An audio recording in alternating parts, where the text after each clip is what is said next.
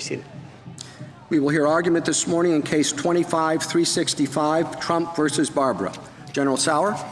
Mr. Chief Justice, and may it please the Court. The Citizenship Clause was adopted just after the Civil War to grant citizenship to the newly freed slaves and their children, whose allegiance to the United States had been established by generations of domicile here.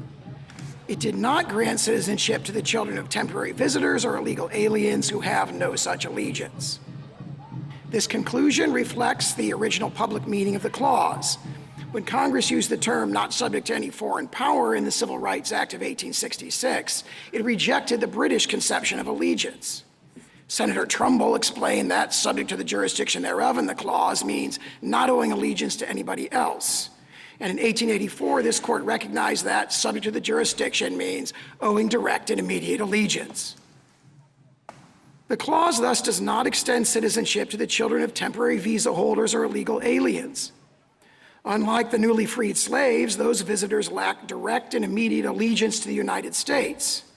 For aliens, lawful domicile is the status that creates the requisite allegiance, and the text of the clause presupposes domicile. For decades following the clause's adoption, commentators recognized that the children of temporary visitors are not citizens, and illegal aliens lack the legal capacity to establish domicile here. Unrestricted birthright citizenship contradicts the practice of the overwhelming majority of modern nations. It demeans the priceless and profound gift of American citizenship.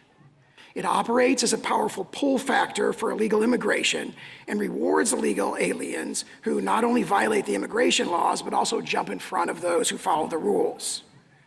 It has spawned a sprawling industry of birth tourism, as uncounted thousands of foreigners from potentially hostile nations have flocked to give birth in the United States in recent decades, creating a whole generation of American citizens abroad with no meaningful ties to the United States. I welcome the Court's questions. General Sauer, before we get into the broader national issues, would you start with Dred Scott? Dred Scott was a case about state citizenship. It was a diversity case.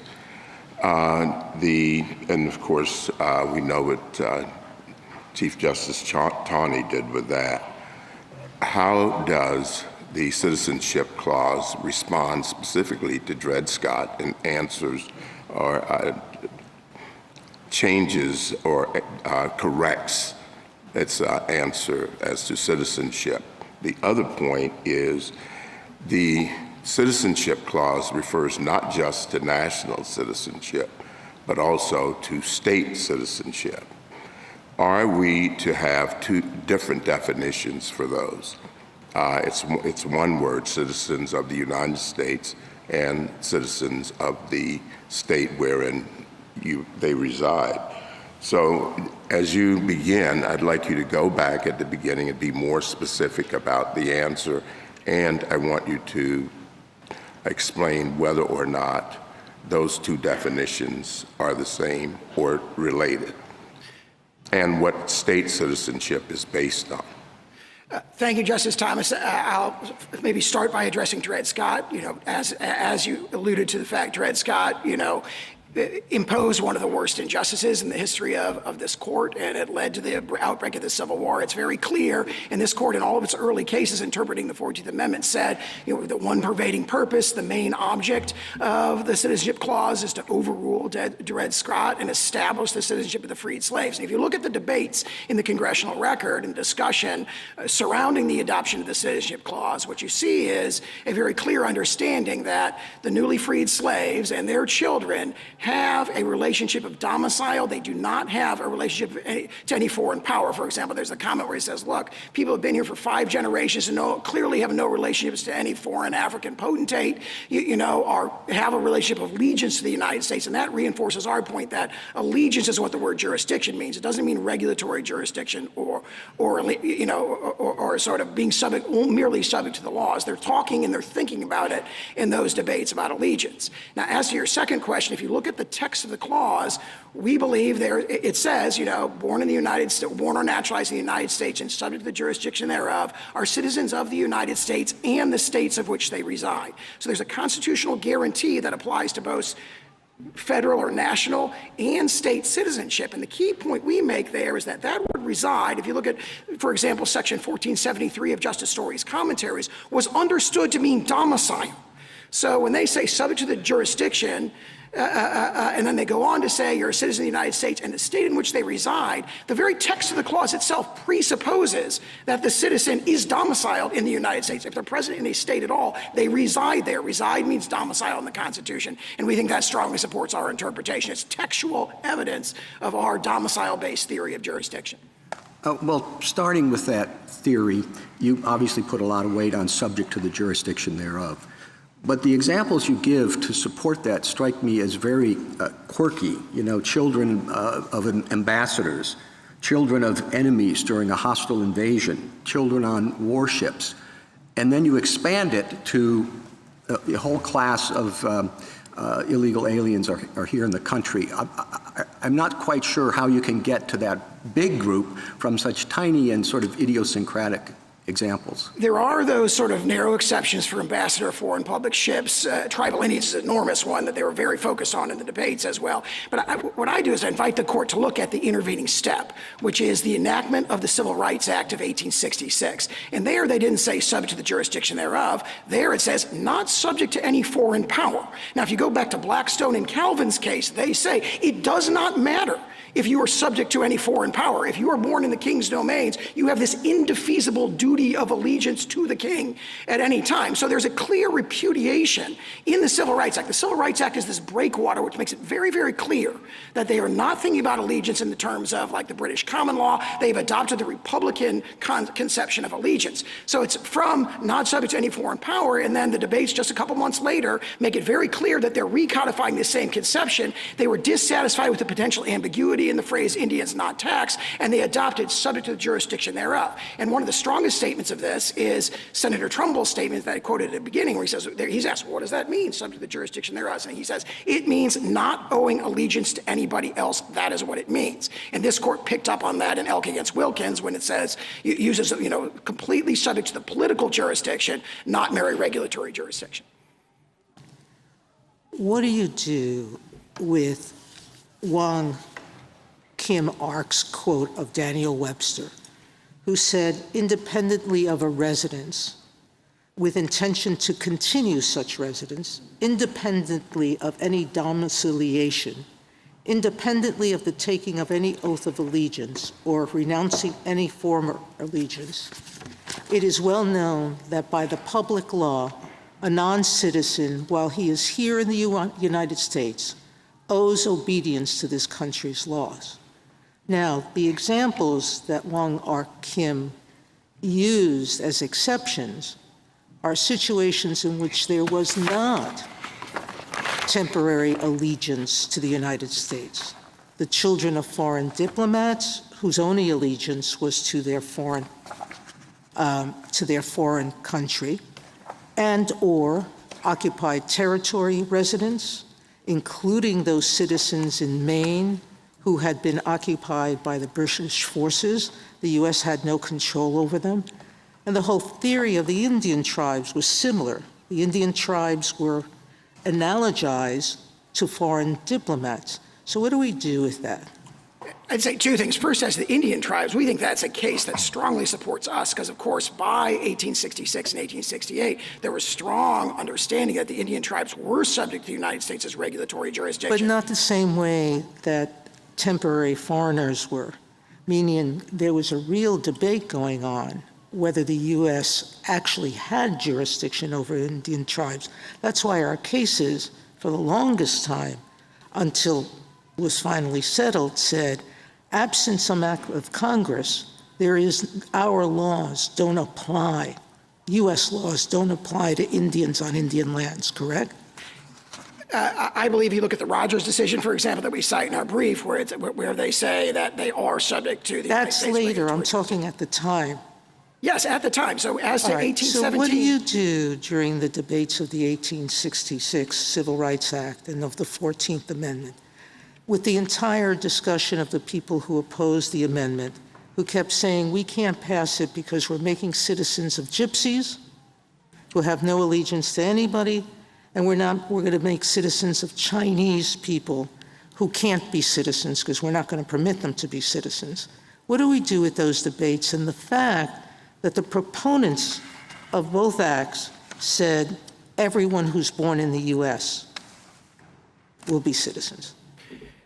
First, as to that particular exchange, page 2890 of the congressional record from 1866, Senator Cowan gives this virulently racist statement where he says that. And what does he say right at the beginning of that sort of offensive speech? He says, we can't have children of gypsies, children of Chinese immigrants. We can't have them become citizens. And he says, quote, have they any more rights than a sojourner in the United States? So he's trying to persuade the Republicans to his view by appealing to a common understanding that sojourners do not have children who become citizens. There's powerful evidence there that everybody understood this to, not sweep in the temporary sojourner. And that's why you see for 40, 50 years, you see every commentator who addresses the specific question of temporary presence saying it's not covered by the clause, including for decades after Wong Kim Ark. General, can I take you back to the Chief Justice's question about the specific exceptions to birthright citizenship that everybody seems to agree were recognized under the common law? And it brings up an important principle about how we interpret the law. When particular problems pop up, lawmakers may enact a general rule. When they do that, is the application of that general rule limited only to the situations that they had in mind when they adopted the general rule? Or do we say they adopted a general rule, they meant for that to apply to later applications that might come up? Justice Scalia had an example that dealt with this situation. He imagined an old theft statute that was enacted well before anybody conceived of a microwave oven, and then afterwards someone is charged with the crime of stealing a microwave oven, and this fellow says, well, I can't be convicted under this because the microwave oven didn't exist at that time. And he dismissed that. There's a general rule there, and you apply it to future applications. And what we're dealing with here is something that was basically unknown at the time when the 14th Amendment was adopted, which is illegal immigration. So how do we deal with that situation when we have a general rule? Yeah, I strongly agree with the way that you framed it, that there is a general principle, that's a broad principle that's adopted in the phrase subject to the jurisdiction thereof. And we submit that our theory of allegiance and domicile-based allegiance is what explains those specific exceptions that everybody was aware of, but it is broad enough to sweep in future situations. And as you pointed out, illegal immigration did not exist then. Now, the problem of temporary visitors did exist. And it's very interesting that as you look at pages 26 and 28 of our brief, commentators going from 1881 until 1922 are uniformly saying the children of temporary visitors are not included. Now that logic, we say, it naturally extends. It's really an a fortiori case. If you have someone who enters illegally by the 1880s, there are restrictions on immigration. If you've entered illegally, it's kind of a well-established principle of law going back to the Code of Justinian that says you're not allowed to be there. You don't have the legal capacity to create domicile there. But I think, General Sauer, that what you just said suggests that you can't be arguing in the way Justice Alito suggests, because most of your brief is not about illegal aliens. Most of your brief is about people who are just temporarily in the country, where there was quite clearly an experience of, an understanding of, that there were going to be temporary inhabitants.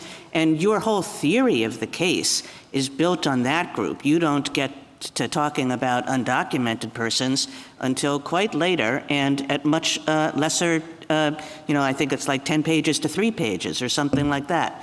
So you can't really be going with Justice Alito's theory. You must be saying that there is a principle that developed, that was there at the time of the 14th Amendment. Isn't that right?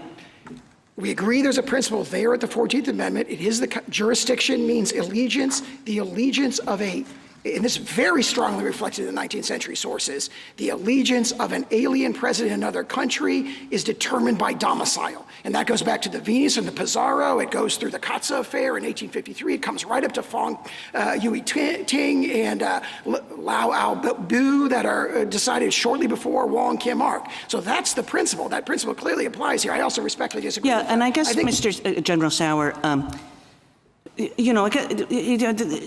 does this principle come from? Allegiance, domicile. Allegiance, I think you point to a Lincoln funeral speech as your primary example of where this principle comes from. It's certainly not what we think of when we think of the word jurisdiction, and I appreciate that jurisdiction has many meanings, but the first meaning is like if you're subject to jurisdiction, you're subject to the authority of. One doesn't say, oh, what that means is a certain kind of allegiance that domiciliaries have and nobody else does. So the text of the clause, I think, does not support you. I think you're sort of looking for some more technical, esoteric meaning. And then the question comes, okay, if the text doesn't support you, if there's a real history of people using it that way, but as far as I can tell, at the time of the 14th, you're using some pretty obscure sources to get to this concept.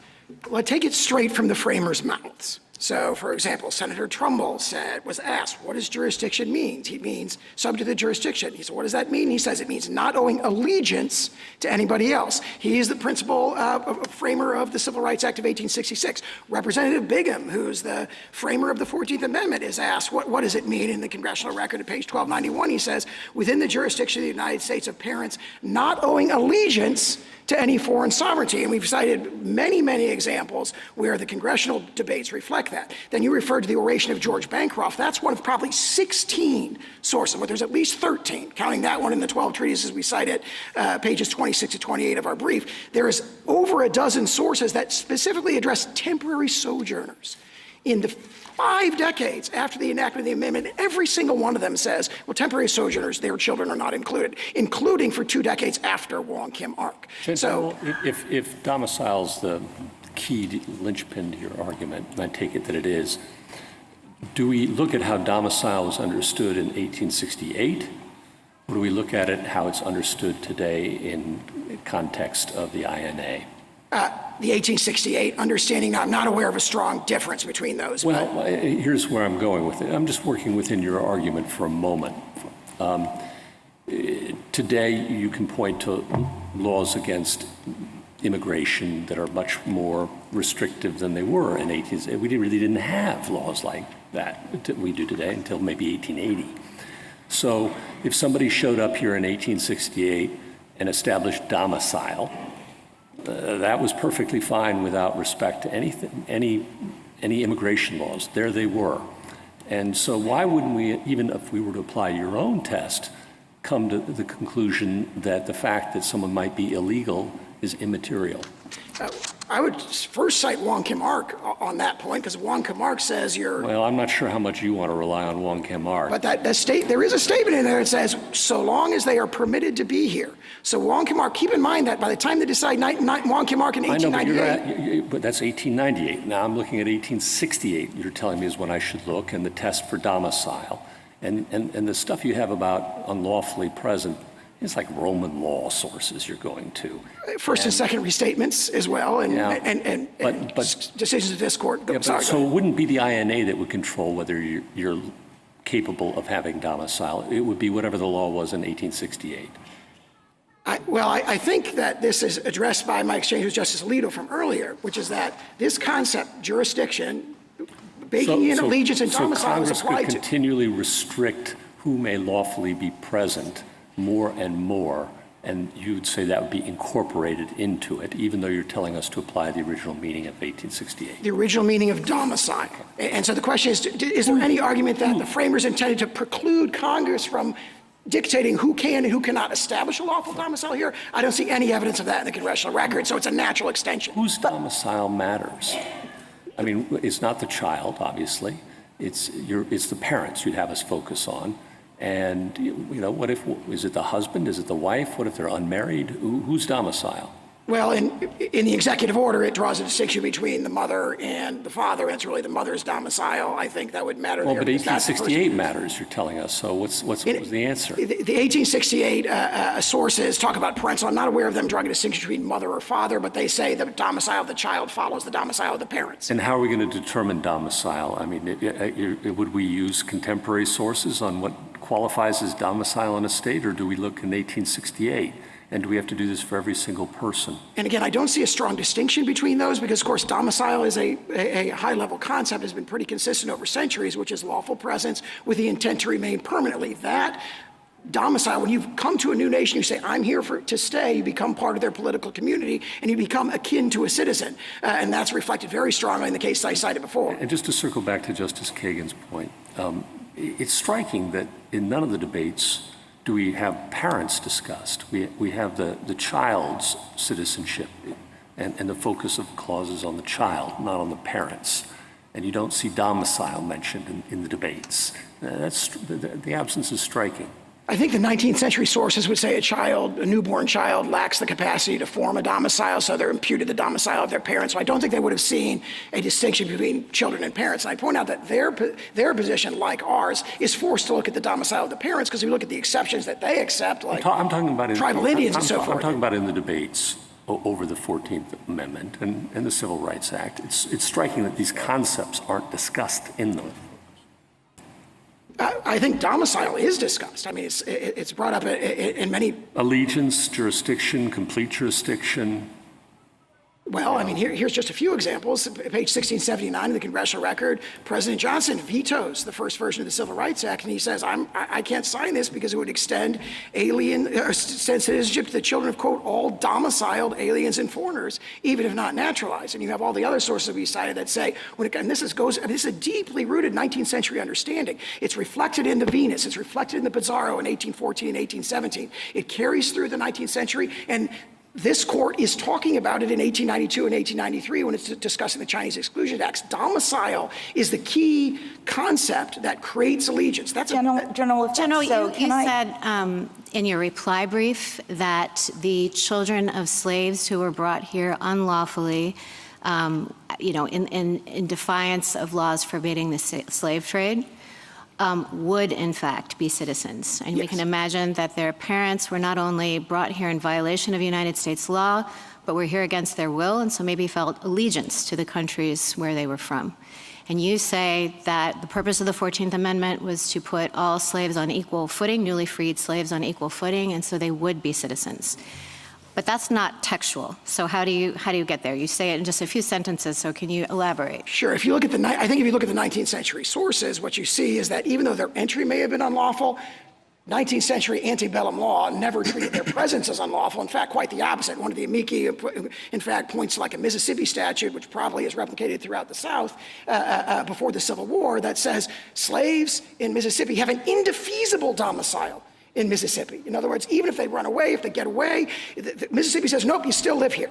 Right? And so it would be astonishing, in other words, for the opponents of the 14th Amendment to say, these people were not domiciled and therefore it goes the other way, because actually U.S. law, even if they were brought in illegally and through an illegal slave trade, once they were there by their intent is to return as soon as they can, let's say. So they're here, they're resident, and maybe under your theory, which says, lawfulness for a different purpose, but they're here, they're resident, let's take your assumption that they're not here unlawfully. But let's say they don't have an intent to stay. They want to escape and go back the second they can. Are they domiciled?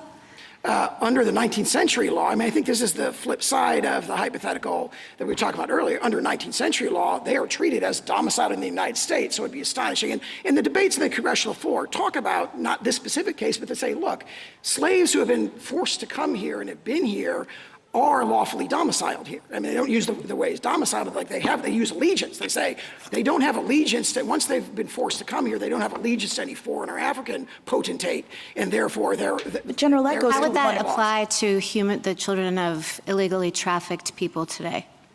Would the same reasoning apply? It would turn on whether the parents are lawfully domiciled in the United States. So if they're brought in illegally, but then they choose to remain and they want to remain and they're domiciled, you would say that their lawful presence is not dictated by whether they were brought here lawfully or not. And that's different from someone who, say, crosses the border unlawfully. Yeah, I think it would turn on whether their presence is lawful.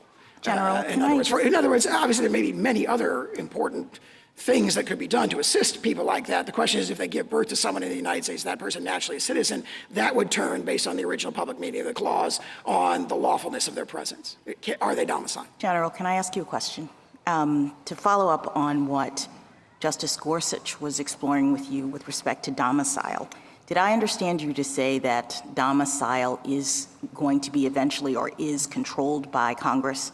Who is domiciled? I'm struggling to figure out who is domiciled in your argument. The domiciliaries are people who are lawfully present and have an intent to remain permanently. So that's a kind of black letter, understanding of domicile. Now, Congress can dictate that certain classes of people, legal entrants and so forth, cannot lawfully lack the legal capacity to form a legally binding domicile. But if that's so, then doesn't it make the domicile for the purpose of the 14th Amendment turn then ultimately on Congress's will in a way that the framers did not intend? I mean, my understanding was the framers put this citizenship clause into the Constitution to prevent future Congresses from being able to affect citizenship in this way. Sure. Very briefly, no, I don't think so, because it is up to the alien whether or not they want to be domiciled here. Now, there may be collateral I thought you just said Congress can make determinations as to who counts as being domiciled here. Yeah, so if that's true, then it ultimately would impact, in your theory, whether or not this person can claim that they have citizenship for 14th Amendment purposes based on Congress's determination. And I just thought that's what the 14th Amendment was trying to get away from. If I may. Yes, please. Very briefly, I just point you to the discussion in Professor Werman's amicus brief where he talks about this is not a new problem. Going back even to the British common law, there's a situation of people who lack a safe conduct and are passing through the king's domains without permission. And he says the best reading of the common law is they are not under the protection of the king and they're not covered by the rule of birthright citizenship. Thank you, counsel. You mentioned in your briefing and also this morning the problem of birth tourism. Do you have any information about how common that is or how significant a problem it is?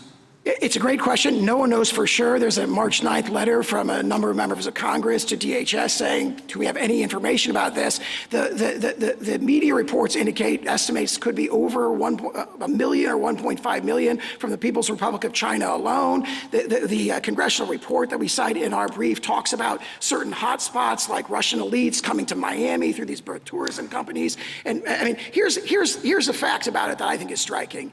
Media reported as early as 2015 that based on Chinese media reports, there are 500 birth tourism companies in the People's Republic of China whose business is to bring people here to give birth and return to that nation.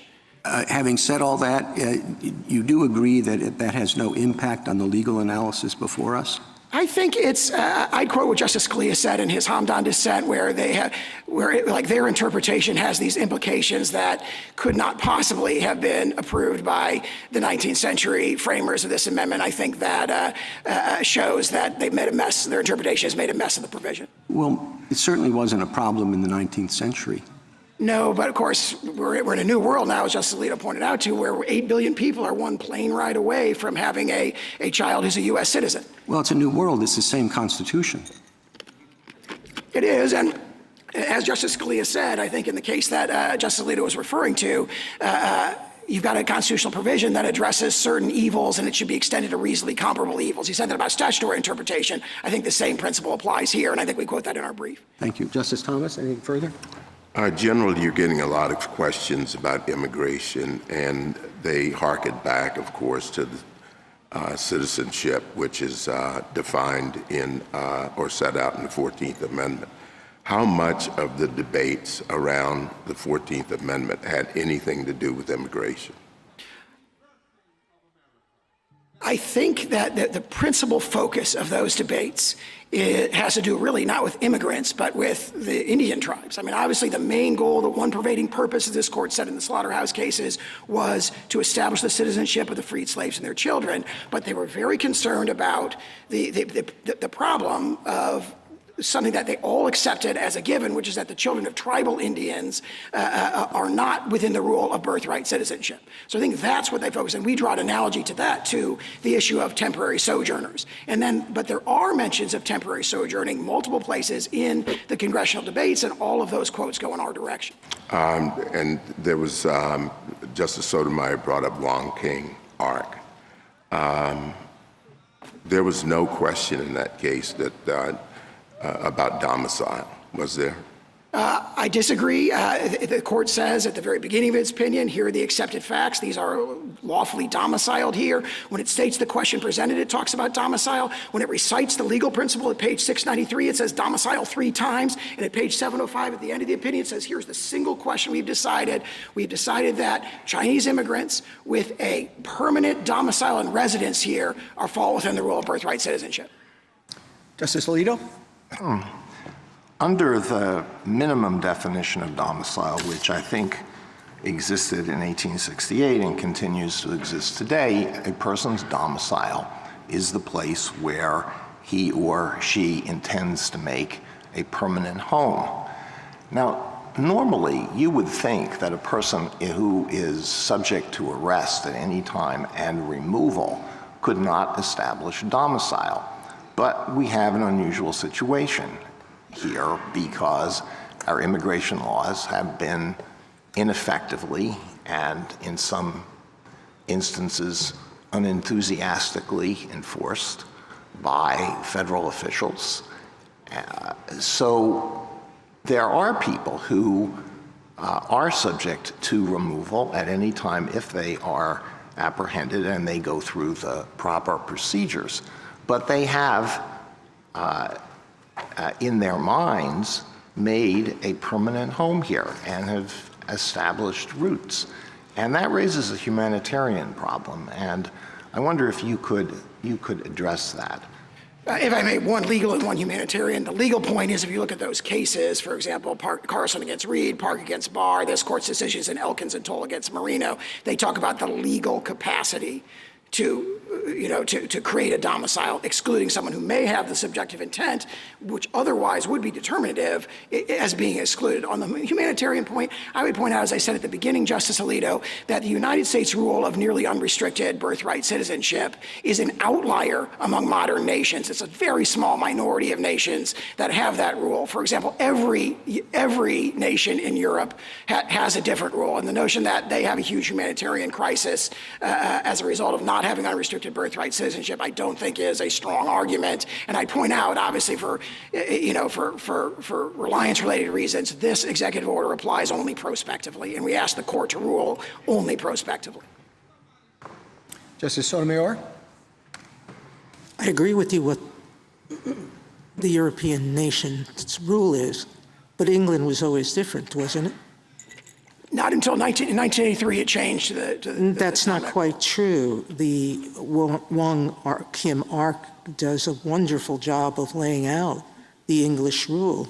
And you claim it was different, but there isn't any treatises or scholars who say it's different. English rule was always by birth. Other countries were not by birth. Let me just go to the implications of what you're asking us to do. You are asking us to overrule Wong Kim Ark?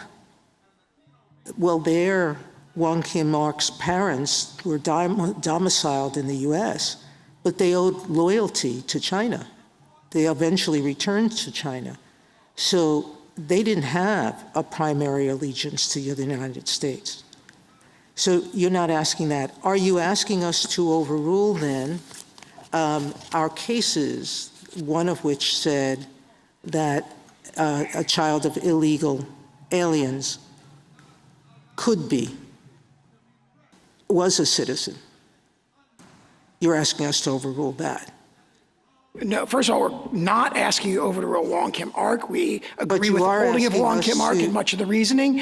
And then as to those later cases starting in 1966, where the court makes sort of, unreasoned references to this issue. Wait a minute, in top Ulus, the respondent unlawfully overstayed her visa and gave birth to a child here.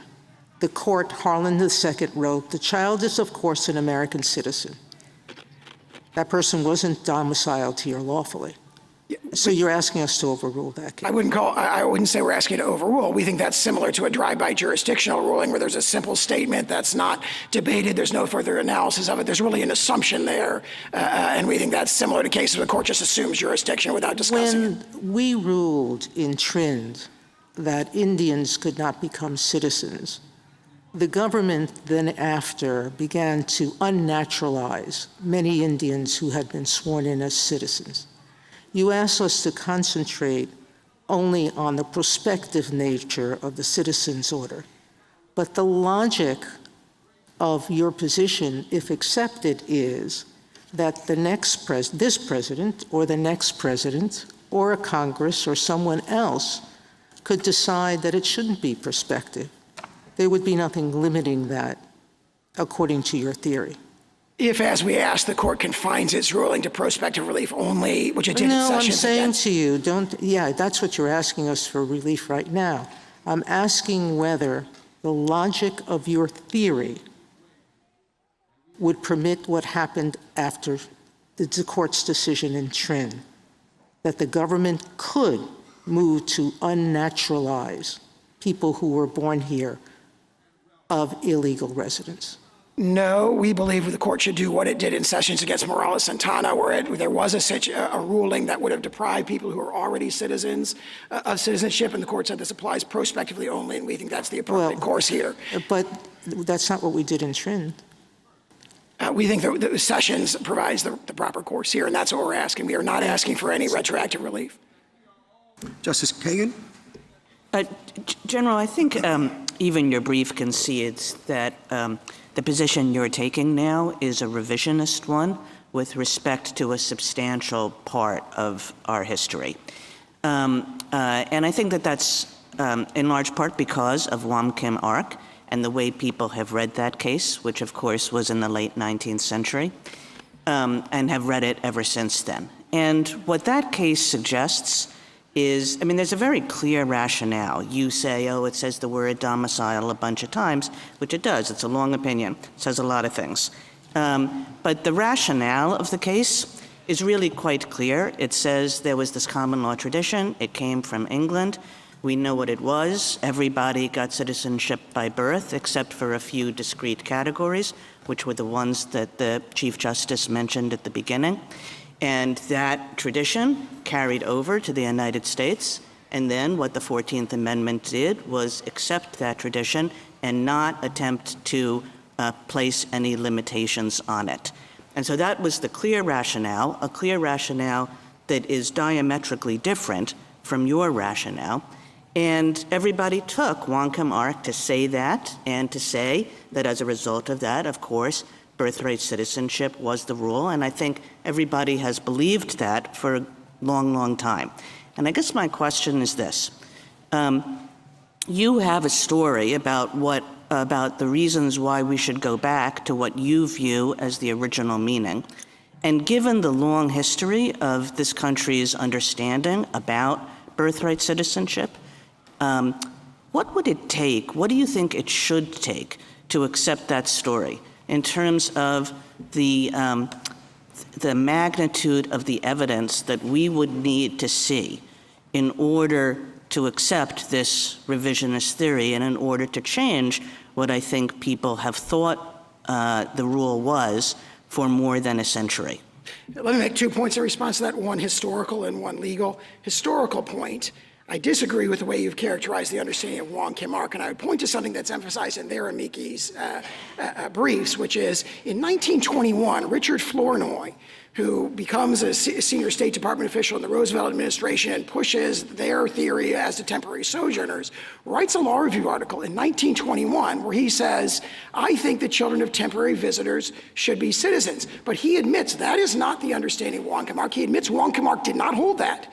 And he admits that there's an array of authorities that go against him. He talks about careful and reliable, high authorities. And that's referring to the consensus that we point out in pages 26, 28 of our brief. We've got 12 treatises from 1881 to 1922 that all say, including for decades after Wam Kim Ark, that say children of temporary sojourners are not included. What happens between 1921 and the 1930s? Well, Mr. Flournoy became a senior State Department official, and he adopted that as the policy of the Roosevelt administration. So their argument is basically saying there wasn't this consensus going back to 1898. The consensus, as their own author admits, goes entirely in the opposite direction. For 50 years, right, for 50 years from the framing of the clause through the 1920s, maybe 60 years, the general understanding when it comes to what's at issue here and was not at issue in Wong Kim Ark is the children of temporary visitors do not become citizens under the clause. And then the legal point, you referred to this sort of concept of temporary local allegiance, and they rely on the Schooner Exchange, this theory that you've got temporary local allegiance. But if you actually look at page 572 of the congressional record, right at the beginning, introducing the Civil Rights Act, Senator Trumbull says, I said not subject to any foreign power. I wanted to say born in the United States and owing allegiance to the United States, but I was aware that there's a, quote, a sort of allegiance from persons temporarily resident in the United States whom we have no right to make citizens. So Senator Trumbull says the reason I haven't adopted the language and meaning that they say should be packed into these provisions is that everybody knows that the children of temporary visitors should not be citizens. Thank you, General. Justice Gorsuch? Just to follow up on that point, General, one interesting counterpoint about the understanding of Wong Kim Ark that followed with respect to temporary sojourners. And I take you've got your well-taken points. But there was, of course, John Marshall Harlan, the great dissenter, who dissented in Wong Kim Ark and later gave a bunch of lectures. And he posed the question about the sojourners. Suppose an English father and mother went down to the hot springs to get rid of the gout. And while there, they have a child, now back in England. Is that child a citizen of the United States, born of the jurisdiction thereof by mere accident of birth? And he says, under Wong Kim Ark, he is. And he continues, I was one of the minority, and of course I was wrong. Now, I'm sure that was tongue-in-cheek, but what do you do with that? I'd say two things in response to that. First of all, he gave a speech, but we have 12 uncontradicted treatises that say the opposite, that is not what Wong Kim Ark means, and that's not the meaning of the clause. But also, I'd make a more fundamental point. When you're looking at Wong Kim Ark, one of the dissent has this dominant theme that like you can't be doing this because you can't make and we all agree, or it's obvious, that the children of temporary visitors do not become citizens. And how does the majority opinion address that? It says domicile 3 times when it recites the legal rule. It says permanent residence and domicile when it decides the holding. So the court should be bound by what it says. This is what we're deciding. And again, on page 75, it says this is the single question. Now, there's been a lot of discussion up to that point, but at the very end, they said the single question we've decided is the citizenship status of the children of Chinese immigrants with a permanent residence and domicile in the United States. Do you think Native Americans today are birthright citizens under your test and under your friend's test? I think so. I mean, obviously, they've been granted citizenship by statute. Put aside the statute. Do you think they're birthright citizens? No, I think the clear understanding that everybody agrees in the congressional debates is that the children of tribal Indians are not birthright citizens. I understand that's what they said, but your test is the domicile of the parents, and that would be the test you'd have us apply today, right? Yes. So if a tribal Indian, for example, gives up allegiance to... Born today, birthright citizens. I think so on our test, yeah. If they're lawfully domiciled here. Okay. I'm not sure. I have to think that through, but that's my reaction. I'll take the yes. That's all right. And then I just want to ask you quickly about the INA, adopted in 1940 and 1952. It uses the same term as the Citizenship Clause, and one might have a pretty good argument. I'm sure you got some arguments along just these lines that it should be understood to mean whatever it meant in 1868.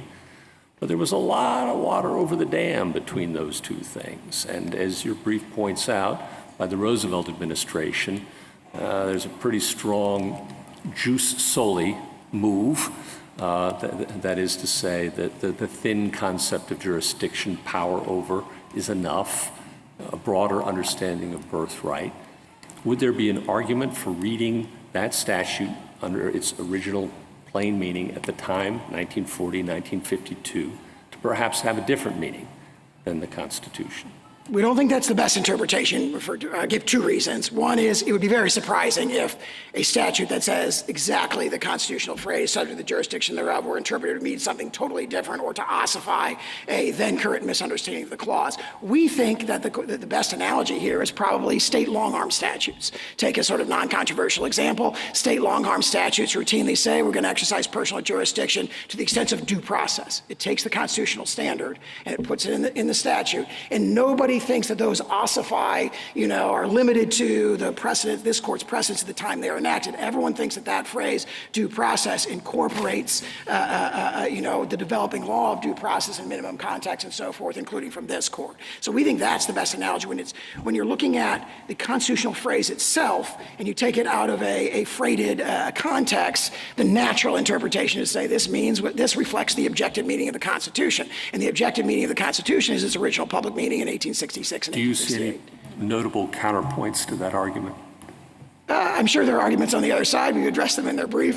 So you're really, at the end of the day, then, this is a straight-up constitutional ruling you want from this court, win, lose, or draw? Yeah, we think that the statute and the Constitution means the same thing. If the court disagrees, obviously we prefer an adverse ruling if the court's going to do that on a statutory basis than a constitutional basis. But you just disavowed that in your responses to me by saying that that's not an available option, is the way I understood it. Yes, the court would have to disagree with our statutory position, which is that it means the same thing as the Constitution. But if the court were to do that, then the natural course would probably be to rule on statutory grounds alone. Now, we think they mean the same thing, and we've got arguments for that, including, I think, the analogy I just referenced. Thank you. Justice Kavanaugh?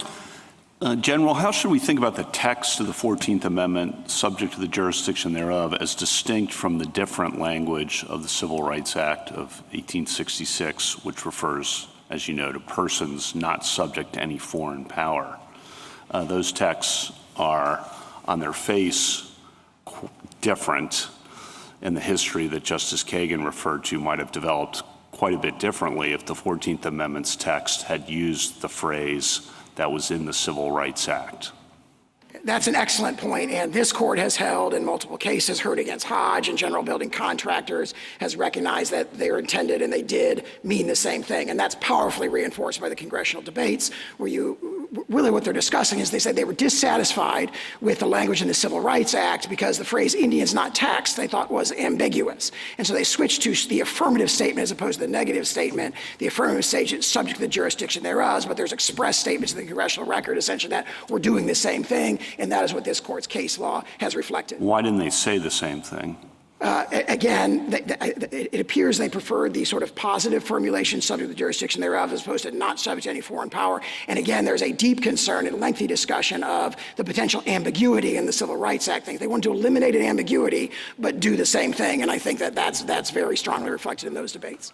By the time of the 1940 and 1952 congressional actions, where Congress repeats subject to the jurisdiction thereof, given Juan Kim Ark, one might have expected Congress to use a different phrase if it wanted to try to disagree with Juan Kim Ark on what the scope of birthright citizenship or the scope of citizenship should be.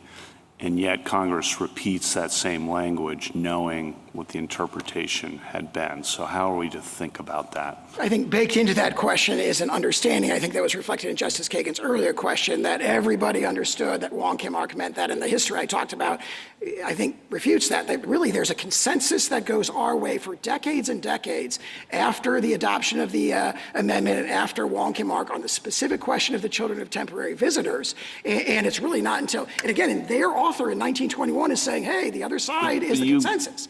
I'm sorry. Yeah, sorry, go ahead.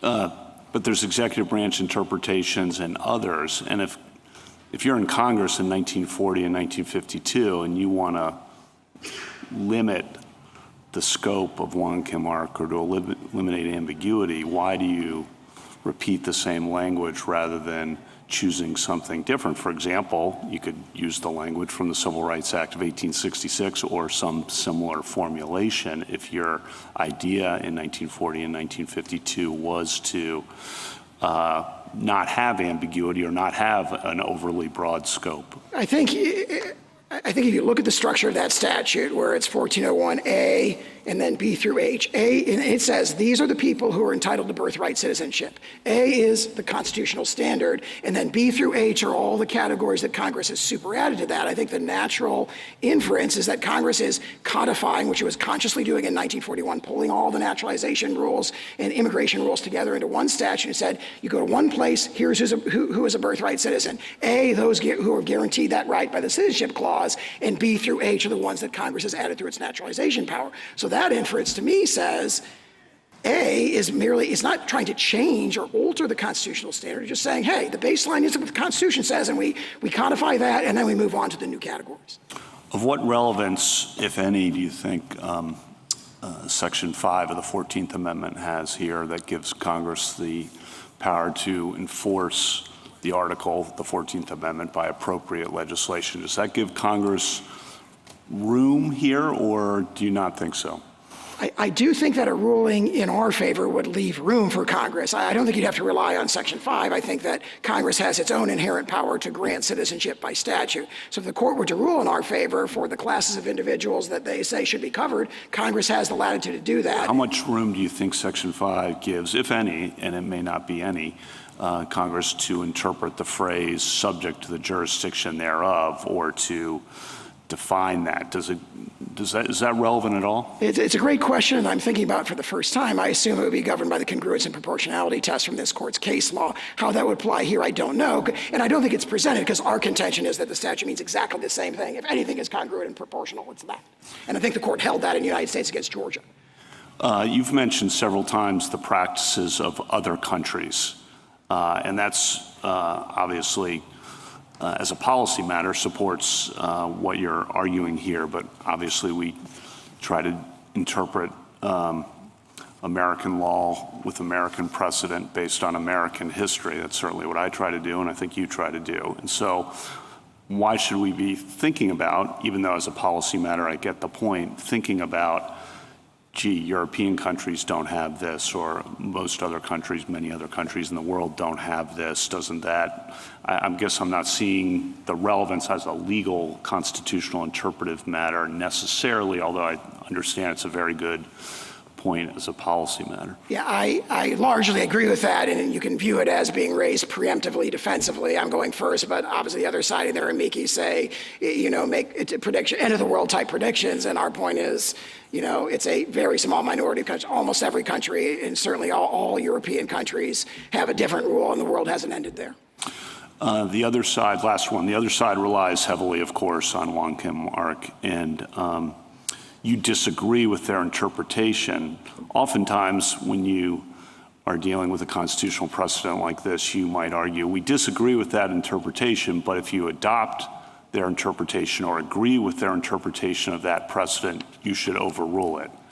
And you haven't made that argument here, and I'm just giving you an opportunity to explain why you haven't. Because we think it's totally unambiguous in Wong Kim Ark that the holding relates to domiciled aliens. And so we strongly agree with the holding. We think domicile was the touchstone, and we think that's not a coincidence for the reason I maybe speculated a little bit when I was talking to Justice Gorsuch about how the dissent raises this, and then the majority is like, well, we're putting domicile in there, so we know that the absurd conclusion that they say would come from this isn't there. But also domicile as kind of the sort of relationship that creates this relationship of allegiance that makes you part of a political community if you're an alien from another country. That's deeply rooted in their understanding when they're doing it. They talk about domicile in Yikwo against Hopkins in the 1892 and 1893 cases, and there's this deeply rooted understanding, again, that goes all the way back to the early 19th century. So we think that's a really important conception. So I mean, we disagree with some of the dicta in Wong Kim Ark that we discuss, and we think there's dicta that goes our way that the other side overlooks.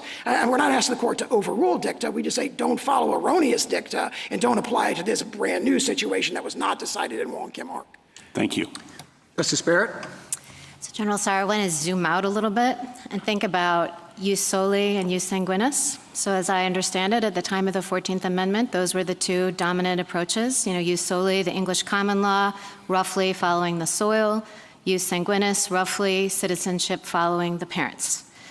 Now, jus soli was very generous on the soil, the English common law, and so it extended citizenship to those born there who may not have been born of parent citizens. But jus sanguinis, if parents who are citizens and had a child abroad, then that child's citizenship followed the parents. So one thing that's puzzling me about your argument when I think about the ratification of the 14th Amendment, in many ways it would have made sense for them, and you acknowledge the jus sanguinis in citing Vattel. It would have made sense in some ways for them to say, okay, we're going to follow, if they wanted to accomplish what you're saying they wanted to accomplish. You could say, well, we're going to follow jus sanguinis because we're going to make it all ride on parentage.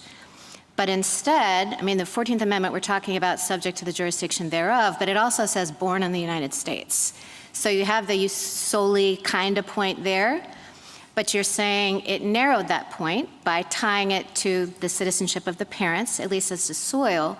But I take it you're not arguing that United States citizens who have children born abroad would qualify for birthright citizenship. So it's kind of a narrower view of both the traditional jus soli rule and a narrower view of the jus sanguinis rule. So why would they have done that? And if they were going to invent an entirely new kind of citizenship, like an American brand, why wouldn't we have seen more discussion of that in the debates? I think you do. And I would say, I think the right way to conceptualize it, it is a modified jus soli.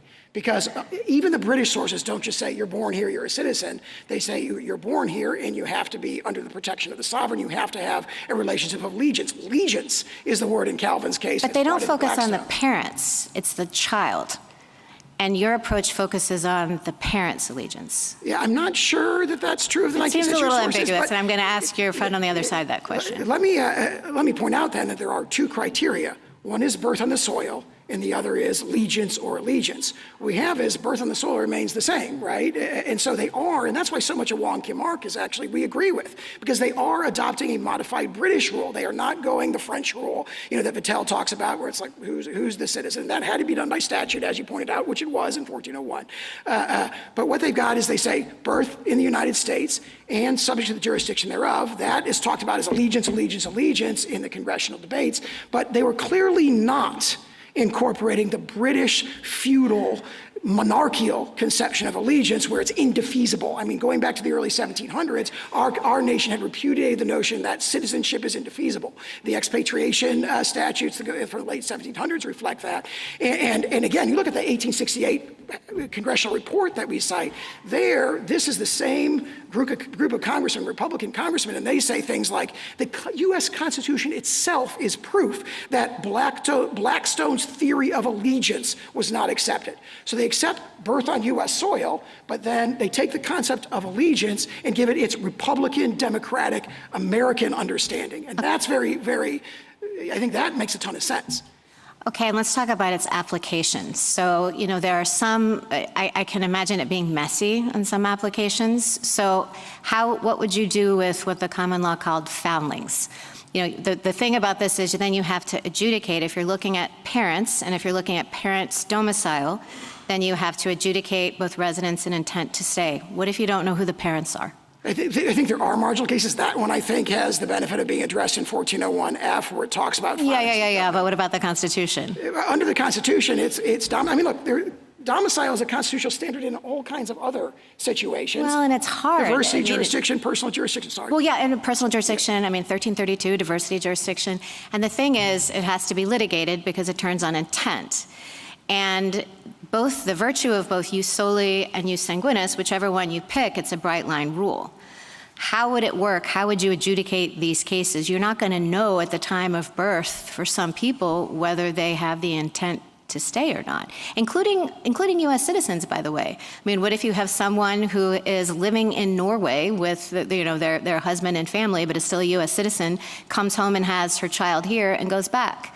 How do we know whether the child is a U.S. citizen because the parent didn't have an intent to stay? I'd say make 2 points, one practical, one legal. The practical point is under the terms of this executive order, you don't have to, because the executive order turns on objectively verifiable things, which is immigration status. Are you lawfully present but temporarily present, or do you have an illegal status? So those kind of taking evidence, so to speak, under subjective intent wouldn't be done. And as to the constitutional point, obviously domicile is baked into a lot of constitutional and legal concepts, and there may be situations situations where facts are determined, but if you look at the guidance that all the agencies did after this court in Costa said the agency could go forward and issue guidance, the guidance provides, I think, very, very clear, objective, verifiable approaches to doing this. And so as a practical matter, I don't think it's presented by this executive order.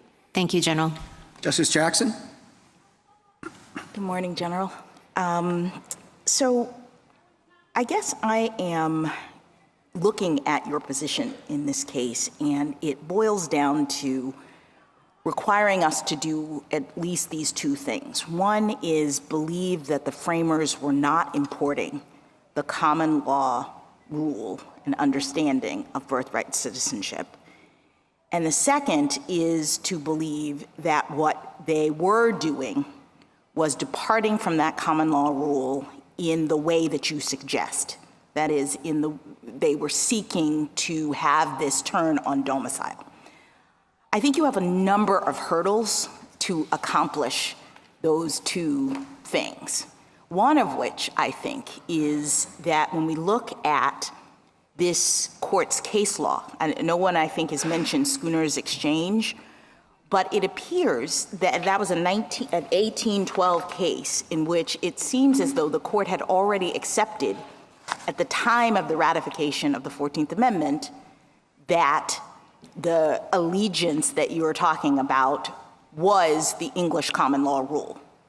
That, in other words, allegiance meant that you are covered by the laws of the jurisdiction, that you can rely on that jurisdiction's protection. That's what allegiance meant. Now, you're saying today, no, allegiance meant something about loyalty or that kind of idea.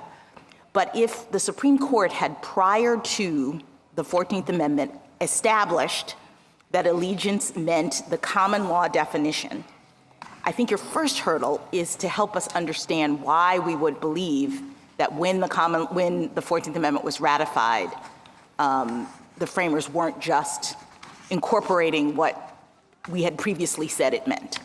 Page 572 of the congressional record directly addresses this. They say the concept of temporary and local allegiance from the Schooner Exchange is what is meant by, or temporary and local jurisdiction from the Schooner Exchange is what is meant by the word jurisdiction in the 14th Amendment. Senator Trumbull says, I thought about saying owing allegiance, but again, quote, there's a sort of allegiance from persons temporarily resident in the United States whom we have no right to make citizens. So he expressly and consciously rejected reliance on Schooner. What do we do with, I mean, that's a debate, and it's a discussion, very valid, but then we have a subsequent debate between Fessenden and Wade where the same concept comes up, and it becomes clear, at least from Senator Wade's perspective, that that's wrong. So Fessenden, and I'm not sure whether these are senators, I apologize. Fessenden says, suppose a person is born here of parents from abroad temporarily in this country. Wade responds, the senator says a person may be born here and not be a citizen.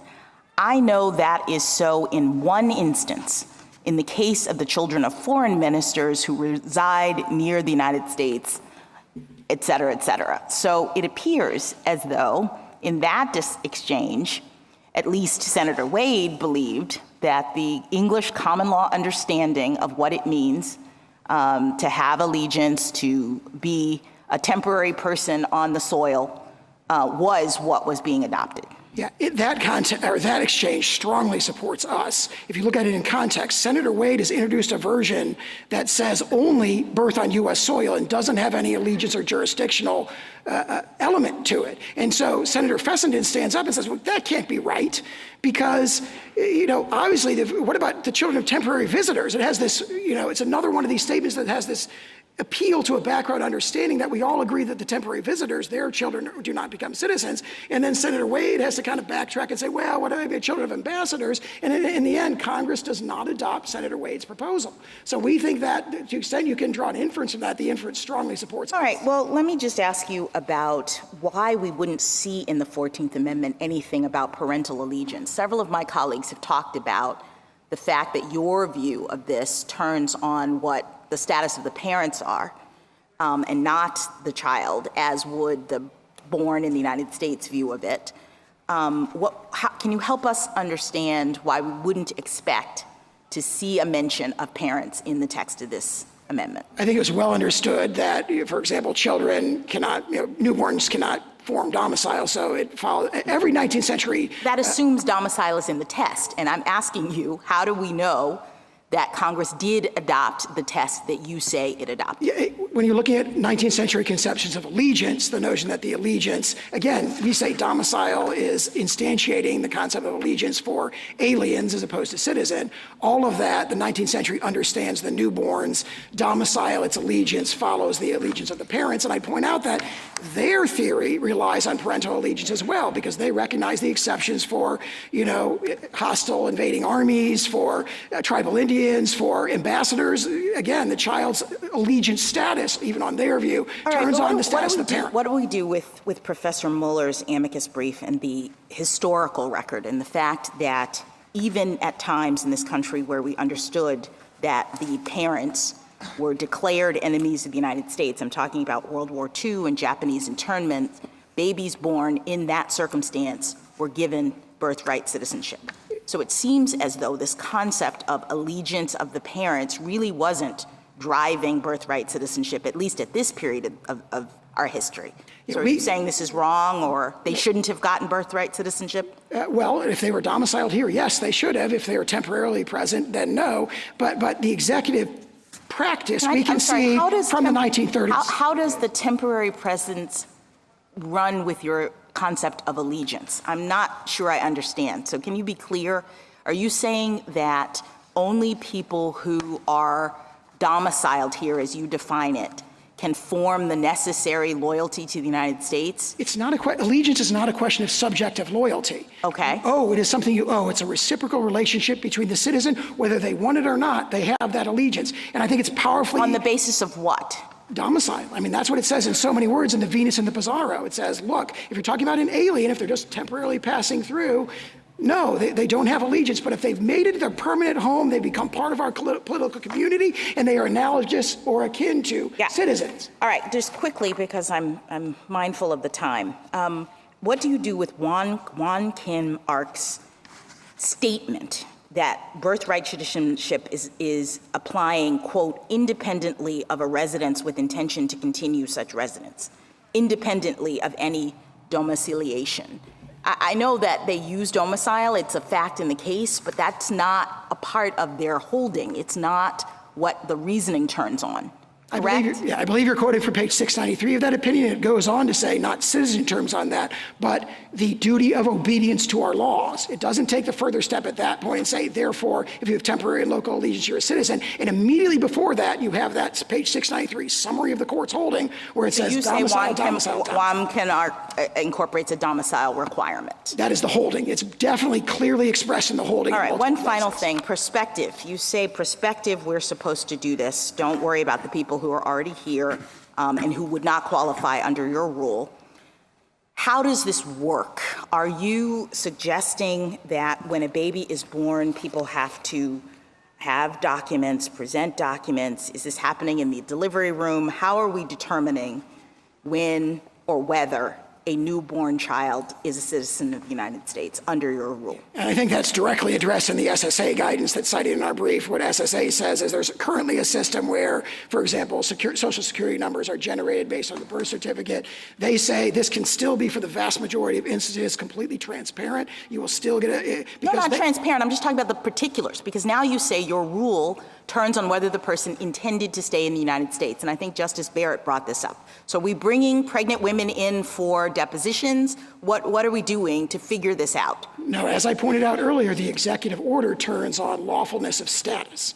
So if you give birth to a baby in the hospital right now, it gets the birth certificate in the system. There's a computer system. So there's no opportunity, there's apparently no opportunity then for the person to prove or to say that they actually intended to stay in the United States? Absolutely not. The opposite is true. Their opportunity to dispute if they think they were wrongly denied, which would only happen in a tiny minority of cases, is directly addressed in that guidance. After the fact. Yes. After their baby has been denied citizenship, then we can go through the process. Yes. And the way that, I mean, I'm summarizing because I'm not an expert in computers, but there's a computer program that currently automatically generates a social security number. SSA says, look, a social security number, non-citizens can have them if they have work authorization, so it doesn't prove citizenship. We'll give you a social security number, provided that the system automatically checks the immigration status of the parent parents, which there are robust databases for, and then it appears no different to the vast majority of birthing parents. Thank you. Thank you, counsel.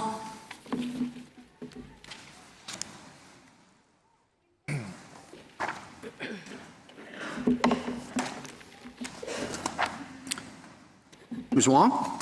Mr. Chief Justice, and may it please the court, ask any American what our citizenship rule is, and they'll tell you, everyone born here is a citizen alike. That rule was enshrined in the 14th Amendment to put it out of the reach of any government official to destroy. When the government tried to strip Mr. Wong Kim Ark's citizenship on largely the same grounds they raised today, this court said no. 30 years after ratification, this court held that the 14th Amendment embodies the English common law rule. Virtually everyone born on U.S. soil is subject to its jurisdiction and is a citizen. It excludes only those cloaked with a fiction of extraterritoriality because they are subject to another sovereign's jurisdiction, even when they're in the United States. A closed set of exceptions to an otherwise universal rule. My friend has now clearly said that the government is not asking you to overrule Wong Kim Ark. That is a fatal concession, because Wong Kim Ark's controlling rule of decision precludes their parental domicile requirement. The dissent understood that, and the majority tells us 6 times in the opinion that domicile is irrelevant under common law. Lynch versus Clark was already the dominant American case on citizenship, and it held that the US-born daughter of temporary visitors from Ireland who took the baby back to Ireland with them, that daughter was a US citizen. Authorities, including Lincoln's Attorney General and Kent's commentaries, embraced Lynch, and Kent specifically talked about temporary sojourners' children being US citizens. Justice Field said in 1884 that reflected the general understanding. That understanding was confirmed by Congress with its 1940 Act. The 14th Amendment's fixed, bright-line rule has contributed to the growth and thriving of our nation. It comes from text and history. It is workable, and it prevents manipulation. The executive order fails on all those counts. Swaths of American laws would be rendered senseless. Thousands of American babies will immediately lose their citizenship. And if you credit the government's theory, the citizenship of millions of Americans, past, present, and future, could be called into question. All of this tells us the government's theory is wrong. I welcome the court's questions. There are 5 exceptions to citizenship that you do accept. Yes, depending on how many you count, Justice Thomas, how you count them. What is the underlying rule of law that you use to connect these 5 exceptions? Sure. So as I just said, all of the exceptions involve situations where that US-born child is not subject to the jurisdiction of the United States because that extraterritoriality, that fiction of extraterritoriality, the interaction of another sovereign between the United States' jurisdiction and that person applies to the child as well as to the parent. Everyone else born in the United States is subject to the United States' jurisdiction. To answer Justice Barrett's question to my friend, that's what sets those exceptions apart from other US-born persons. We've heard a lot of talk about Wong Kim Ark, and you dismiss the use of the word domicile in it. It appears in the opinion 20 different times, and including in the question presented and in the actual legal holding. And the government doesn't want it to be overruled because it's willing to rely on that particular fact in that case. Isn't it at least something to be concerned about, to say that since it's discussed 20 different times and has that significant role in the opinion, that you can just dismiss it as irrelevant? Well, Mr. Chief Justice, I think we have to look at what the controlling rule of decision is in Wong Kim Ark. Justice Gray takes pains in the majority opinion to set out his analysis. He first starts with a premise that in construing the 14th Amendment Citizenship Clause, we look to the English common law. That was the rule that applied from the colonial era on, at least for the colonists and for European immigrants.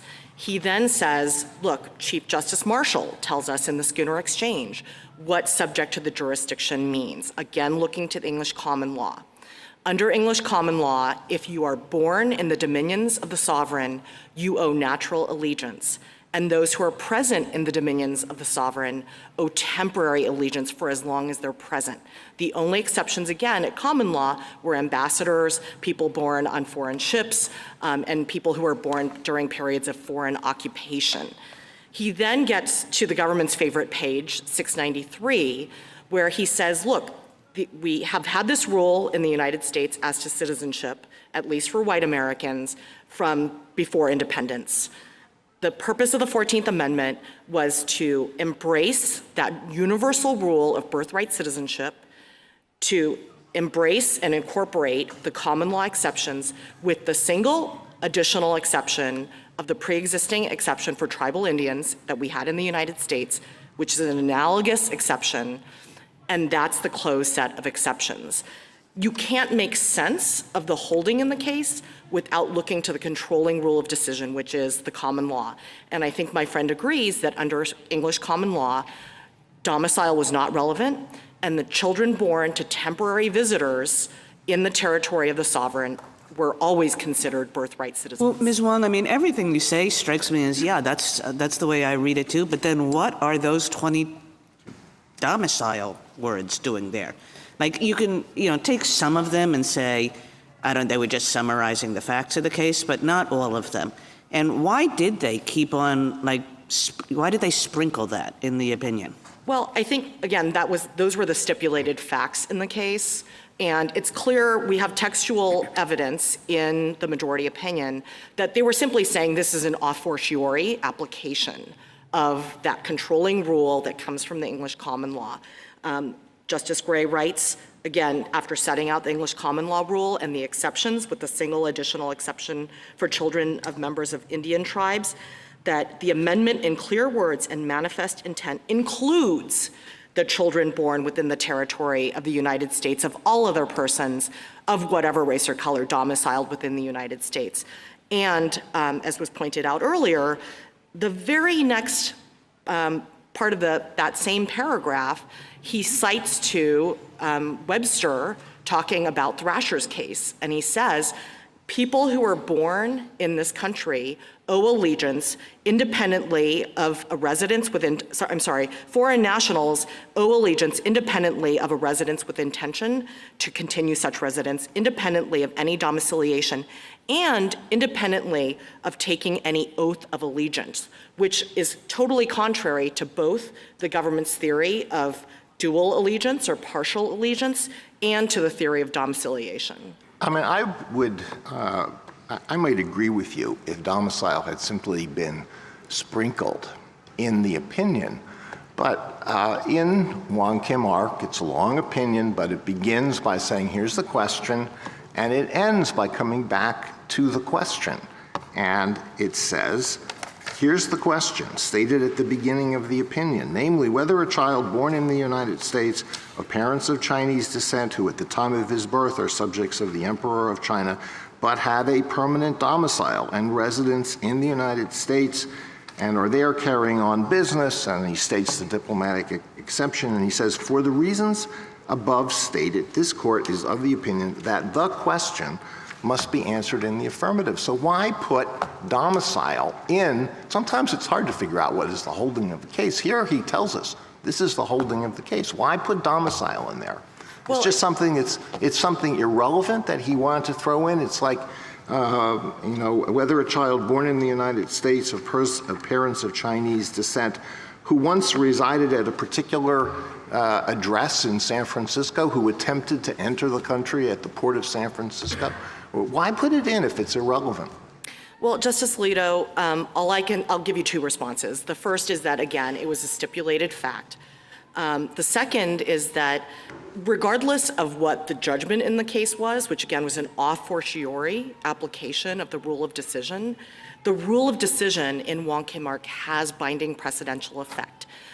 Even if you think that Wong Kim Ark decided the case based on the stipulated facts, you have to follow that controlling rule of decision. And if you follow that rule, you get to the same result for people without domicile. Wong Kim Ark says 6 times in the first parts of the opinion, as well as on the page the government focuses on, that domicile is not relevant.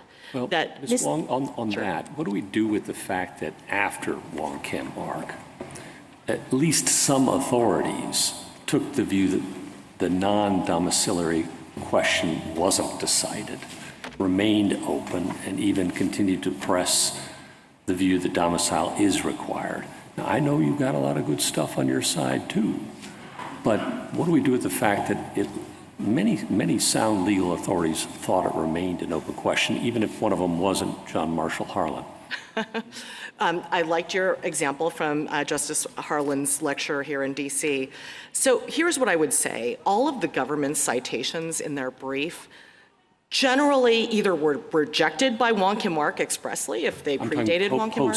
If we're trying to understand how the legal community understood what happened in Wong Kim Ark, Sure. It seems to me it's a mess. So maybe you can persuade me otherwise. I think I can, Justice Gorsuch.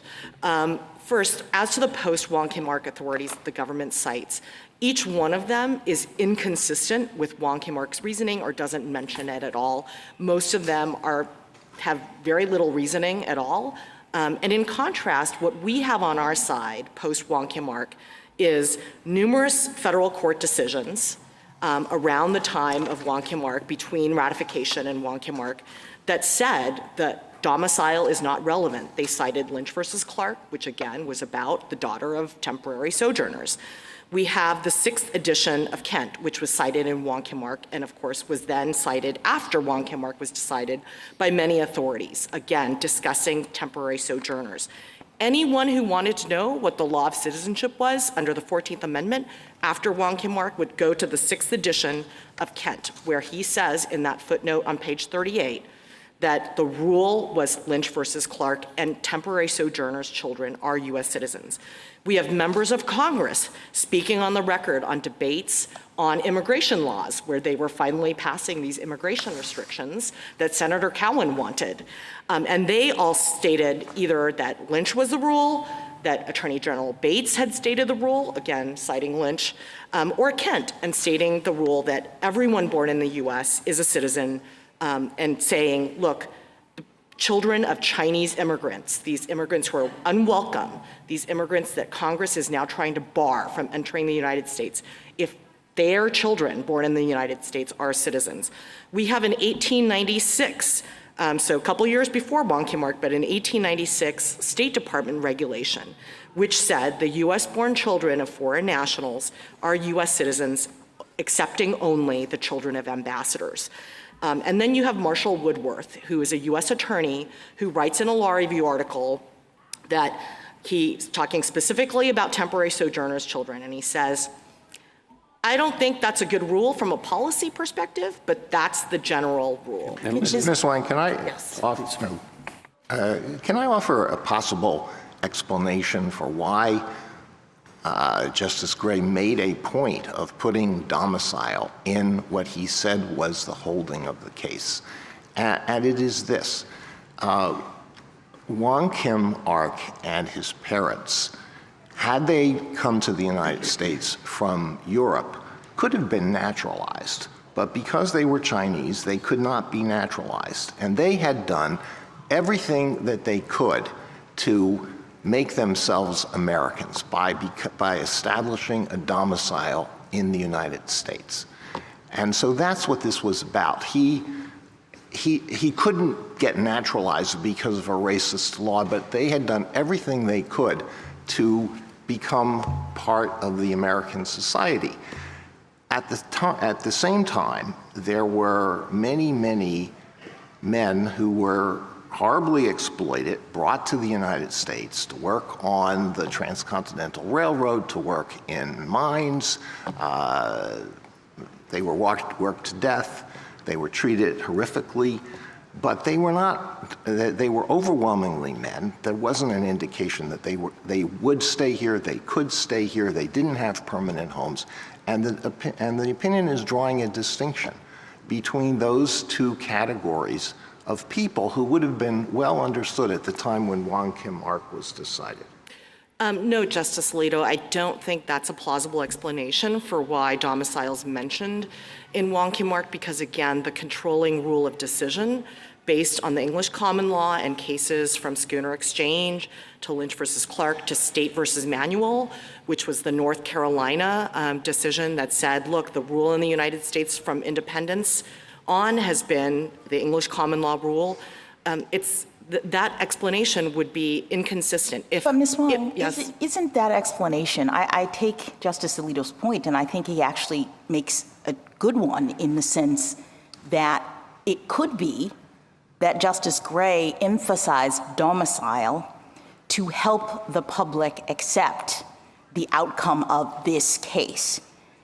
You're suggesting that the emphasis on domicile was not a part of the rule, meaning he wasn't saying you had to be like a foreigner who is doing everything they can and who can't be naturalized, but he might have emphasized those facts in this case precisely because Chinese immigrants were unwanted, precisely because he had to get this out into the public and people were going to say, whoa, you're saying these people have to, this baby has to be a citizen? And so one could imagine that it was important from a standpoint of helping people accept this citizen rule under these circumstances to emphasize that these particular people in this case were in Justice Alito's first category. I think that is very possible, Justice Jackson, and as evidence of that, I would point to the fact that if you look at the briefing in Wong Kim Ark, you'll see that even though the parties had stipulated in the district court that Wong Kim Ark's parents were domiciled in the United States, when the case came to the Supreme Court, the government's brief argued that it was impossible for Chinese immigrants to have domicile because they expressed the view that was common among people who opposed immigration by Chinese nationals to the United States. There was a common view that Chinese people were inherently temporary sojourners in the country. And so I do think it's possible, Justice Alito and Justice Jackson, that he was trying to dispel that notion and tell the government. Absolutely, that at least it reads as though he's trying to calm everyone down. These particular people were domiciled, but we're following the English common law rule. And when you look at the English common law rule, domicile is not a factor. That's right. I think, you know, who knows why the majority opinion mentioned domicile. We know is a stipulated fact. We know the government tried to renege on that stipulation and rely on this assumption on the part of anti-Chinese advocates at that time that Chinese people couldn't form a domicile in the United States, and he followed the English common law rule. Ms. Wang, can I move? Go ahead. I just wanted to ask you a question about how the exceptions fit within the general rule. You've called them exceptions, and some of the common law sources call them exceptions, so I take that point.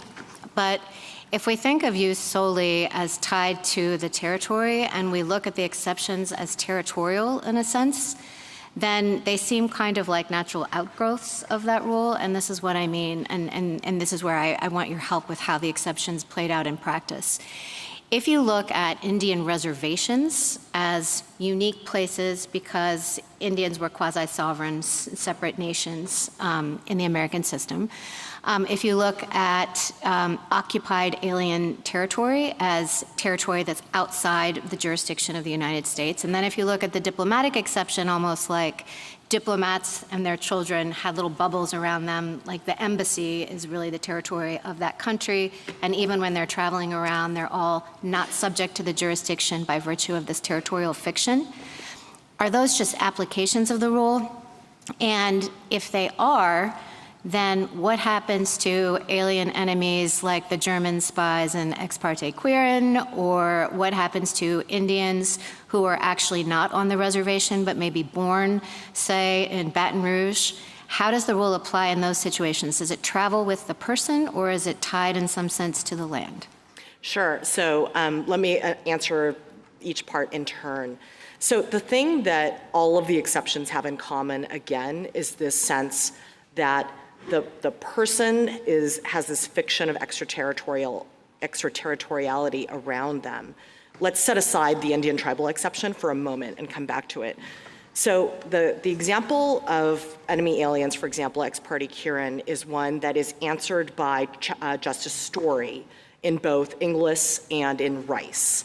And the touchstone under the American application of English common law was that in wartime, the touchstone is whether there's a foreign occupation of US territory. So, and that's, just to interrupt for 1 second to Sure. clarify, and that is territorial. Sometimes, it just seemed to me that the rule varied. Sometimes it was stated as enemy alien, and sometimes it was focused on occupied territory. Sure. So the rule, I don't think there's a separate rule for enemy aliens, and the government's briefs describe the exception as an enemy alien exception. I don't think that is the best way to think about it. Rice and English tell you that when the British forces are occupying Castile, Maine, no one is subject to US jurisdiction there because Britain is governing Castile, Maine. And Justice Story explains, look, if the US then retakes that territory, babies who are born to US citizens by what he calls post limine become US citizens. So that's the way to think about any wartime situation, enemy aliens or otherwise. As we heard earlier, Professor Muller's amicus brief tells us how we've thought about enemy aliens in wartime. Even in World War II, when the United States was detaining Japanese nationals who were deemed enemy aliens of the United States, when those enemy aliens had babies in these detention camps, everyone agreed that those babies were US citizens. And Professor Muller goes on to explain that there are many cases of those US citizens going on to a lifetime of government service to the United States. Everyone agrees those babies are US citizens like everyone else. So again, the touchstone for enemy aliens is So what about Indians? What about the Indian who's off the reservation or born off of a reservation? Sure. So to start with the basics, I'll refer to the Indian tribal exception just to use the term of art. The Indian tribal exception, Elk versus Wilkins tells us, comes from the constitutionally unique status of Indian tribes. In the Indian Commerce Clause, we know that tribes are treated as basically quasi-sovereign nations. We know that from the Marshall Trilogy of cases. We know from Worcester versus Georgia, where Chief Justice Marshall said that the tribes are essentially a distinct political community. Well, I understand all that. So just in the interest of time, just to focus you, I understand why the Indians are treated differently for purposes of the law, but I want to know, is it tied to territory or is it tied to the status of someone as a member of a tribe? Because if you're looking at it because of the special relationship of Indians to the United States as a matter of the Constitution, et cetera, well, I mean, citizens of France are citizens of a different sovereign as well. Sure. So Elk versus Wilkins doesn't really answer that question. The court says there are two ways to look at this. Either you look at it as the tribal member is like an ambassador, or you can look at it like there's a territoriality issue where people are born on tribal lands, and therefore they're essentially, I think he says, Justice Gray says at one point, we might as well be talking about someone who's born in Mexico. Well, there's a lot in Elk, and some of it's not terribly helpful for you, it seems to me, because Justice Gray, again, strikes again, says that they may be subject in some degree or respect to the United States. So there's some jurisdiction. He says they're born in the geographic limits. They are in a geographical sense born in the United States. But because they are not completely subject to the jurisdiction of the United States and owe allegiance distinct from the United States, that's what takes them outside. And that language sure sounds a lot like the Solicitor General's presentation today. To the contrary, Justice Gorsuch, I embrace that part of Elk versus Wilkins' holding. Justice Gray, of course, wrote both Wong Kim Ark. I know, and it's a struggle. Sure. Let me try to help you out with that. the government tries to make it seem as though what sets the exceptions apart, what defines the exceptions, is that the government has some maximum theoretical power. The government could have exercised plenary regulatory power over the tribes, and therefore that's the same situation as a foreign national in the United States. But that's actually not true, because remember, if there's always this background notion, whatever the parameters of the relationship between the United States government and tribal nations at that time of ratification, there was this constitutionally distinct status of the tribes and tribal members, setting them, excluding from apportionment, which was renewed in the 14th Amendment. And that's not true of foreign nationals. If the government were right, that the question is what's the maximum theoretical power the government has, there'd be no ambassador exception, because of course the United States could decide in some instance to go ahead and prosecute an ambassador. There would be inter-sovereign comity considerations there.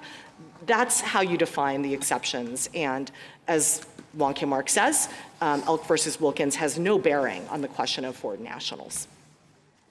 Ms. Wong, on the earlier answer you gave to Justice Gorsuch on the temporary sojourners cases, those were distinct cases, correct, where the parents had come to the U.S. and didn't want to give citizenship to their kids, took them out immediately, correct? I'm sorry, Justice Sotomayor, I'm not sure which cases you're referring to. All right, that we can look at. Okay. Ms. Wang, would you agree that the citizenship test in the 14th Amendment is the same as the test in the 1866 Civil Rights Act? So the words are obviously different. What Wong Kim Ark tells us and what the debates tell us is that the framers, it was the same Congress obviously framing both. Congress was trying to do the same thing with both the 1866 Act and with the 14th Amendment. They wanted to capture the common law exceptions and the Indian tribal exception. They started out with the two separate phrases, not subject to any foreign power, plus excluding Indians not taxed.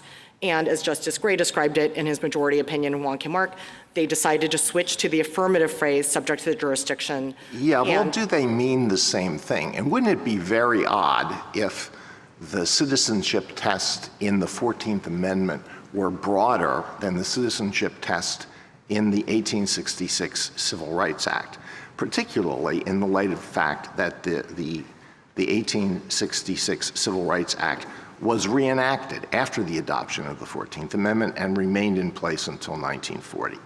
Sure. The framers were trying to do the same thing with the language in both. Okay, so then I think we can turn to the language of the 1866 Civil Rights Act because it's more straightforward. Subject to the jurisdiction thereof is like the puzzle wrapped in an enigma, wrapped in a mystery. But not subject to any foreign power is pretty straightforward. So let me give you these examples. A boy is born here to an Iranian father who has entered the country illegally. That boy is automatically an Iranian national at birth, and he has a duty to provide military service to the Iranian government. Is he not subject to any foreign power? Not within the meaning of the 1866 Act, Justice Alito. And that's clear from Wong Kim Ark, and it's clear from the debates. What the framers meant by the phrase not subject to any foreign power was referring to the ambassador exception. If it meant what the government contends, basically not a subject of any foreign power, that another country considers you a jus sanguinis citizen, then lawful permanent residents, all foreign nationals. Well, ordinary public meaning of that would certainly encompass that boy, would it not? Justice Alito, if you think that the language of the 1866 Act was ambiguous, as Wong Kim Ark says, the shift to the language of the 14th Amendment, which is the operative text, certainly clears up any ambiguity. What I said about a boy born to an Iranian father is true of children born here to parents who are nationals of other countries. If I'm correct, it's true to a child who's born here to Russian parents. It's true to a child who's born here to Mexican parents. They're automatically citizens or nationals of those countries and have a duty of military service. It sure seems like that makes them subject to a foreign power. But again, Justice Alito, that would have meant that the children of Irish, Italian, and other immigrants, which Wong Kim Ark refers to and the framers refer to, would not have been citizens either. Because if the only test is whether that US-born child is considered a citizen by another country under their jus sanguinis laws, then no foreign nationals' children would be included in all of those cases, the parents could be naturalized, and then the children would be derivatively naturalized when the parents were naturalized. Wong Kim Ark, I'm sorry, the red light is on. Wong Kim Ark has a passage explaining how this court should treat dicta. And it quotes something that John Marshall said. It is well, this is quoting from Wong Kim Ark, it is well to bear in mind the oft-quoted words of Chief Justice Marshall, it is a maxim not to be disregarded, that general expressions in every opinion are to be taken in connection with the case in which those expressions are used. If they go beyond the case, they may be respected, but ought not to control the judgment in a subsequent suit when the very point is presented for a decision. So does that fall within the, what's good for the goose is good for the gander rule? That's how Wong Kim Ark treats what was said in the slaughterhouse cases. Should we apply that same rule to Wong Kim Ark itself? Wong Kim Ark tells you what to make of the slaughterhouse dicta. It was dicta. The issue of citizenship was not at play in slaughterhouse. And in contrast, the parts of the holding, the parts of the decision that I alluded to are the controlling rule of decision. Again, we look to the English common law in construing the 14th Amendment. Thank you, counsel. Justice Thomas? Anything further, Justice Alito? Well, just a couple more questions. So if those who framed and adopted the 14th Amendment had wanted to limit the citizenship test to just those specific groups that you concede fall outside the birthright citizenship rule, why didn't they refer specifically to those groups? Why did they adopt a general rule? They could have said all persons born or naturalized in the United States, excluding Indians not taxed, and those ineligible under common law are citizens of the United States and of the state wherein they reside. Or they could have said all persons born or naturalized in the United States, excluding Indians not taxed, and the children of foreign ambassadors or foreign invaders are citizens of the United States and of the state wherein they reside. But they didn't do that. They adopted a general rule. So what's the explanation? I would say the Wong Kim Ark tells us what the explanation is, that the framers of the 14th Amendment, after overriding President Johnson's veto, wanted to adopt a universal rule with a closed set of exceptions. And they believed that, subject to the jurisdiction of the United States, did that. And that term does describe both the universal general rule and the common law exceptions, with the sole additional American exception for tribal Indians. Thank you. Justice Sotomayor? Ms. Wang, I've not quite understood the Solicitor General's argument that lawful domicile somehow changes the U.S.'s dominion over a person or allegiance. Even in Justice Alito's examples, if your parents are Iranian, if you get lawful permanent residency here, that child still, by their laws, when it leaves the United States, must serve in the Iranian army, correct? Well, I don't know the answer to that. What I can tell you is that under Wong Kim Ark, the court says, we don't care about problems of dual nationality. We don't look to other countries' laws in construing our 14th Amendment. Well, it was undisputed there that Wong Kim Ark's parents owed loyalties to China, correct? Sure, yes. What I'm saying is, even if you become a permanent resident, you're not a U.S. citizen. So your Correct. primary loyalty still remains with your citizenship country, wherever you came from. That's right, Justice Sotomayor. I take your point now. You understand what I'm saying? And during temporary, whether it's lawful or unlawful, temporary presence in the United States, you are subject to the U.S. laws, correct? That's right. The question that the 14th Amendment asks is whether the U.S.-born child is subject to U.S. jurisdiction when they're born. Meaning, are they within the U.S. territory? Exactly, other than people covered by that closed set of exceptions. Okay, thank you. That's right. In other words, the government's rule, which really is looking at whether someone has a divided allegiance because they're a citizen of another country, would exclude the children of all foreign nationals, and that isn't what they're saying. Exactly. So the only way that allegiance, lawful or unlawful, has no play in this question. I would say that the relevance of allegiance is the relevance under the English common law rule that's embodied in the 14th Amendment. All persons born in the territory of the sovereign owe natural allegiance. Except for the three limited exceptions. Precisely. Justice Kagan? I think I'd like to take you back to the first question that Justice Alito asked General Sauer, and it was this question of what do we do if we think we have a new problem that didn't exist at the time of the 14th Amendment? I don't think, actually, that the U.S. government argues the case this way, but let's put the U.S. government's arguments aside and just ask something like, well, everything that you're saying would suggest an answer to the question of people who, the children of people who are temporarily in the U.S. but here lawfully. Is there any way that there might be a different answer with respect to the children of people who are here unlawfully because of this new problem issue that Justice Alito has raised?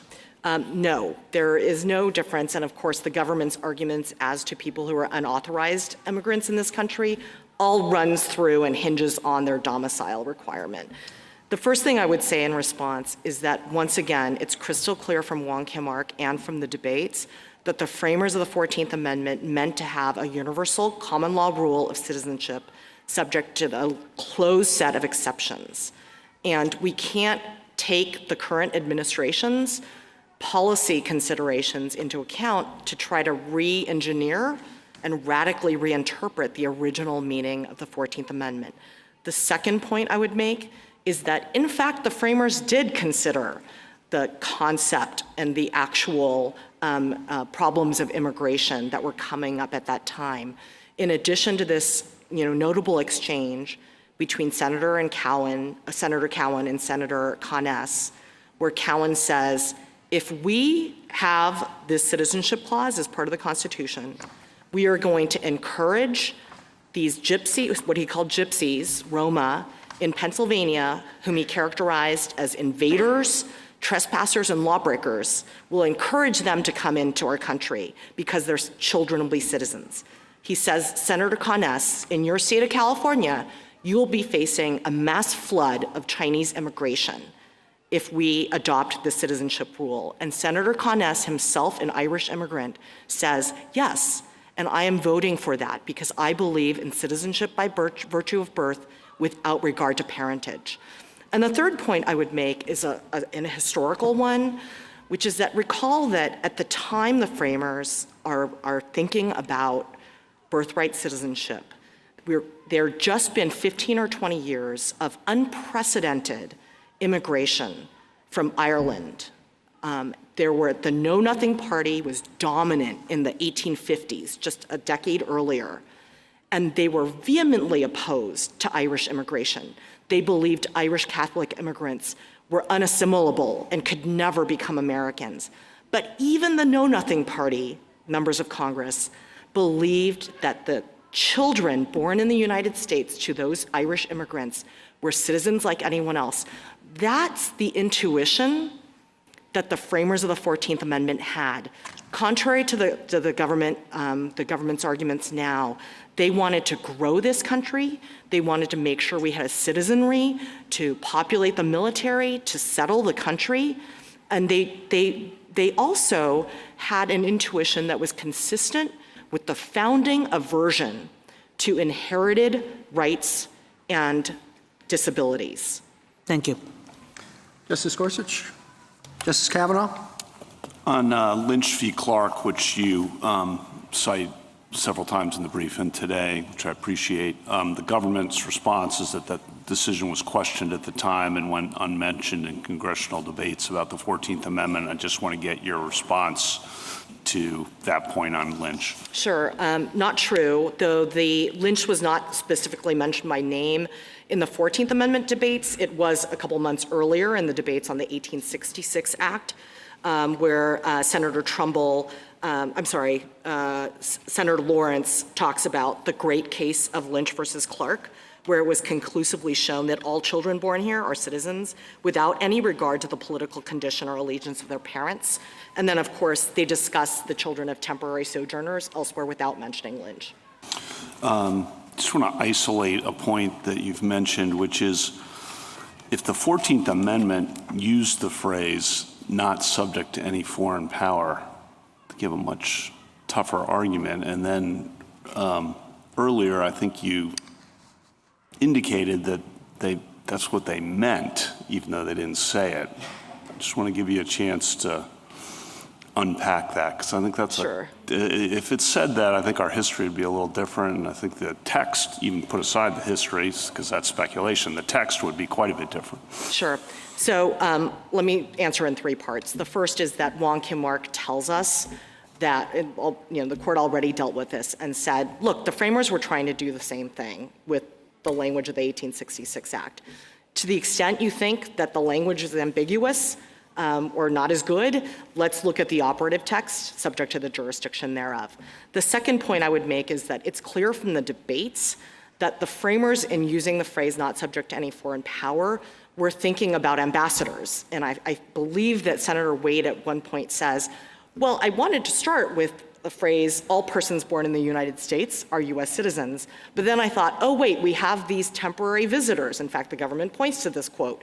He says, so there are these temporary visitors we can't make and we can't make their children citizens. That's ambassadors, and that's very clear from that. So if that had been the text, your argument would be that was understood to be narrower than its text would read. Yes. But that's not the text, so I guess we don't need to deal with that. Sure, and that brings me to my third point, which is you can't read not subject to any foreign power the way the government urges you to without making the children of all foreign nationals non-citizens, and that's clearly not what the framers were doing.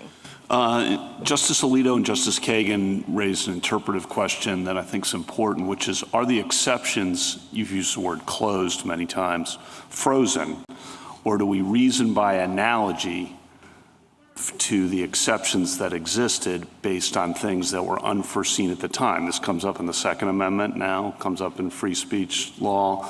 And how do we think about whether it's possible that there could be an additional exception based on modern circumstances, reasoning by analogy to the exceptions that exist? I'm thinking in particular about the non-citizens unlawfully in the country, not the temporary part, but the non-citizens unlawfully in the country. Sure. Could you reason by analogy? You've used the phrase, several times, I think, the fiction of extraterritoriality, and could that apply, and if not, why not? Sure. So here, I agree with Professor Whittington, who says that the government's position here is not positing a new application of the rule, but a challenge to the rule itself. And I think that's right. We know that the 14th Amendment's rule does provide for a universal rule with a set of closed exceptions. Wong Kim Ark says so at least twice. It says in an earlier passage that the framers were not trying to introduce any new exceptions. To the contrary, they were trying to foreclose any caste-creating exceptions like the court had created in Dred Scott. The second reason we know this is that the debates themselves had the framers saying, Number one, we are declaring what is already the law in this country, at least for white Americans, and we are putting any further exceptions to birthright citizenship outside the reach of any future Congress. They were very concerned about that. That's the whole impetus for the Citizenship Clause. And the third thing I would say is that that it would be contrary to the central purpose of the 14th Amendment Citizenship Clause to admit new exceptions. For all those reasons, the entire history of the Citizenship Clause is driven by the notion that we don't want to have any other exceptions. And then relatedly, just a separation of powers point, but get your answer. I understand your point about the executive order, but Congress's authority under Section 5 of the 14th Amendment, I guess the answer you just gave means they don't have any authority to look at this, even if they passed it 435-0 in the House and 100-0 in the Senate and said, we're carving out a new, by analogy to the existing categories, a new exception. Your point is, no, they're closed, they're frozen forever. Correct. And the way I would put it is that the Citizenship Clause of the 14th Amendment, again, has a universal rule with a closed set of exceptions. It sets a floor. So the Congress has, under the Naturalization Clause, the power to expand citizenship to other people not covered by the 14th Amendment, and obviously they have in many ways, but they can't go below that floor that the Constitution sets. I think Mr. Sauer acknowledged that, and you mentioned this in your opening, that if we agree with you on how to read Wong Kim Ark, then you win. So that could be if we did agree with you on Wong Kim Ark, that could be just a short opinion, right? That says the better reading is respondent's reading. Government doesn't ask us to overrule, affirmed. Yes. That's that. Then last question, though, why would we address the constitutional issue? This is the last one. Why would you address the constitutional issue, given your argument on the statutory? Our usual practice, as you're well aware, of course, is to resolve things on statutory grounds and not to do a constitutional ground. Sure. You know, I think we obviously have these two paths to a win here. We're happy to win on either or both of them. I do think it would be prudent for the court to reaffirm its decision in Wong Kim Ark, where it's a landmark decision about the definition of national citizenship in this country. I just think it would be prudent for the court to go ahead and reaffirm that, but of course we're happy to take a win on any ground. Thank you. Thank you. Justice Jackson? I'm sorry, Justice Barrett. So I have a question about the exceptions again. So in your interchange with Justice Kavanaugh just now, you were talking about it as a closed set of exceptions. And said that way, it sounds like exceptions that people had in mind at the time of the ratification, but that were not explicit in the amendment. But I took your brief to be arguing that subject to the jurisdiction thereof is the language in the 14th Amendment that refers to those exceptions. Am I right? That's right. Okay. It describes them. It describes them. And would you say, this goes back to a question that Justice Gorsuch asked General Sauer, our relationship to the Indian tribes is different today than it was at the time that the 14th Amendment was ratified. Let's put aside Section 1401. Is a tribal Indian born on a reservation today, on tribal land, a natural-born citizen under the 14th Amendment?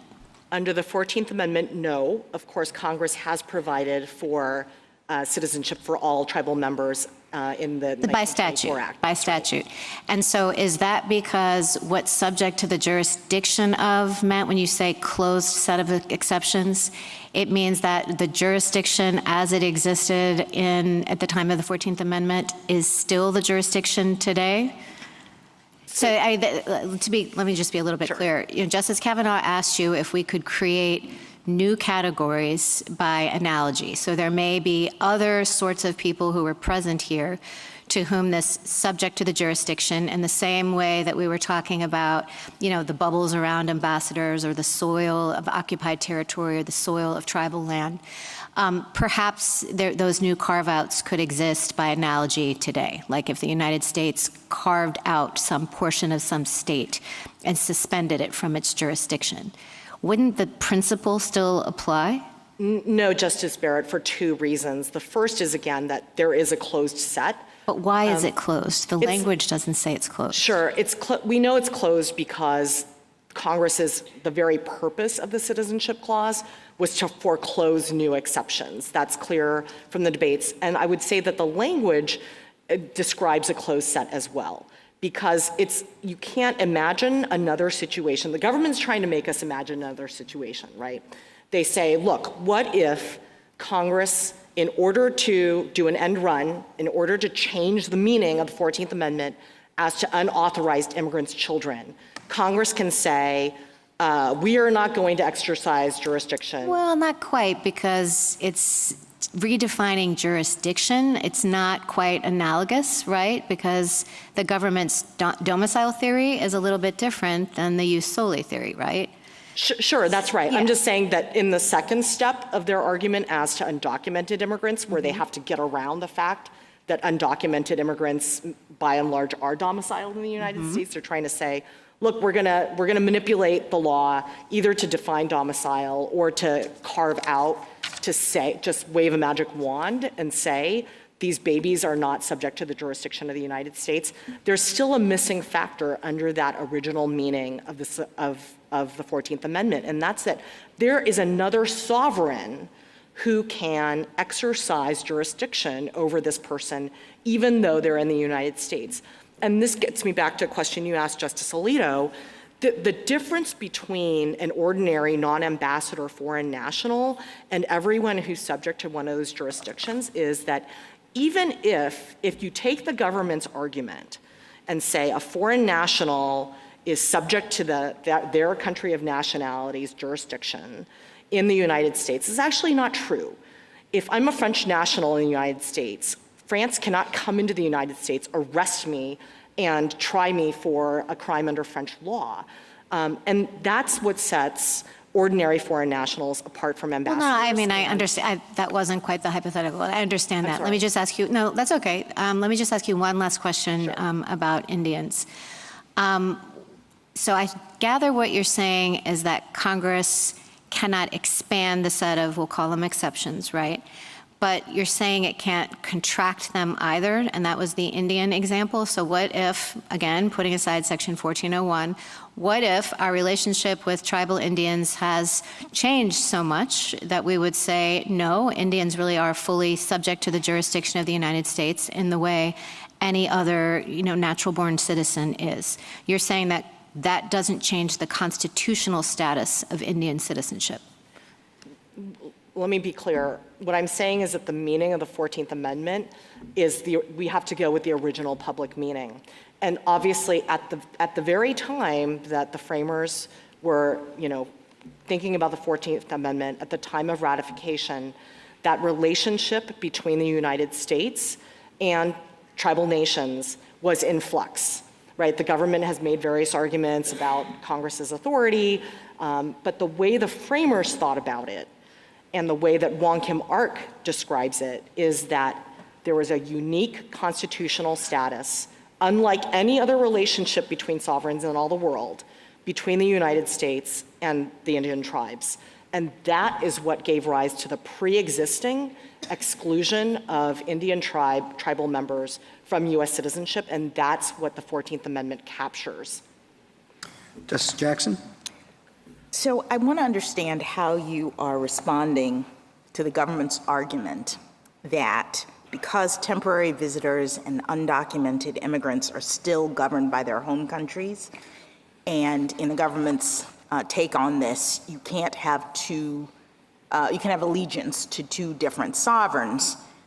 Those groups can't have the requisite allegiance to be subject to the United States for the purpose of the 14th Amendment. That's what I hear the government saying, but I do think that that seems to rest on a different understanding of allegiance than what was in the English common law, and that when we understand what the English common law thought about allegiance, you can see that you can have allegiance to two different sovereigns at the same time.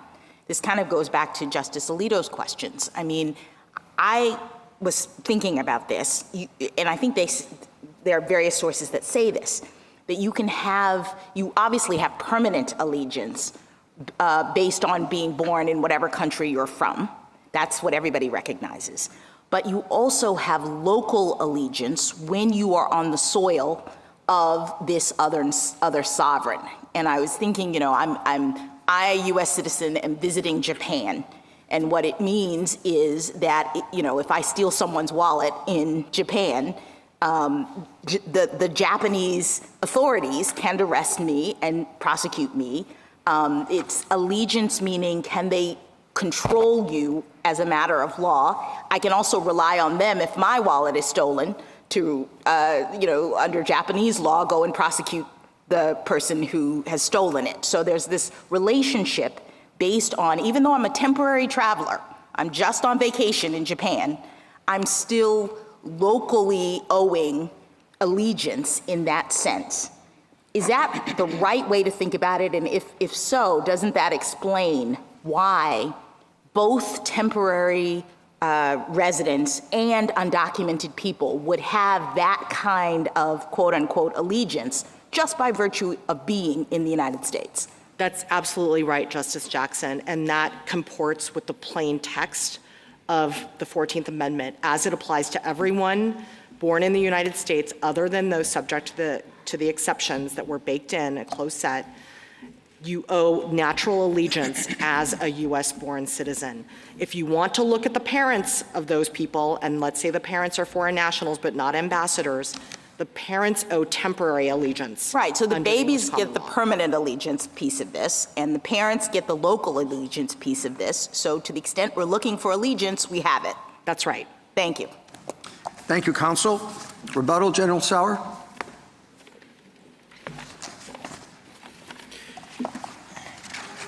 Thank you, Mr. Chief Justice. Justice Kavanaugh, turning to Lynch against Clark, that you raised didn't come up when I was talking about. Keep in mind that we say that it's questioned at the time. It's questioned by a higher court in the same state. The state of New York, in the Ludlam decision in 1860, specifically said that someone who's traveling or sojourning abroad, though born in a foreign country, is not born in foreign allegiance. So obviously there is tension within that very state, and that's what contemporary commentators noted. And I make a more fundamental point about that. Lynch is not interpreting the 14th Amendment because it predates it.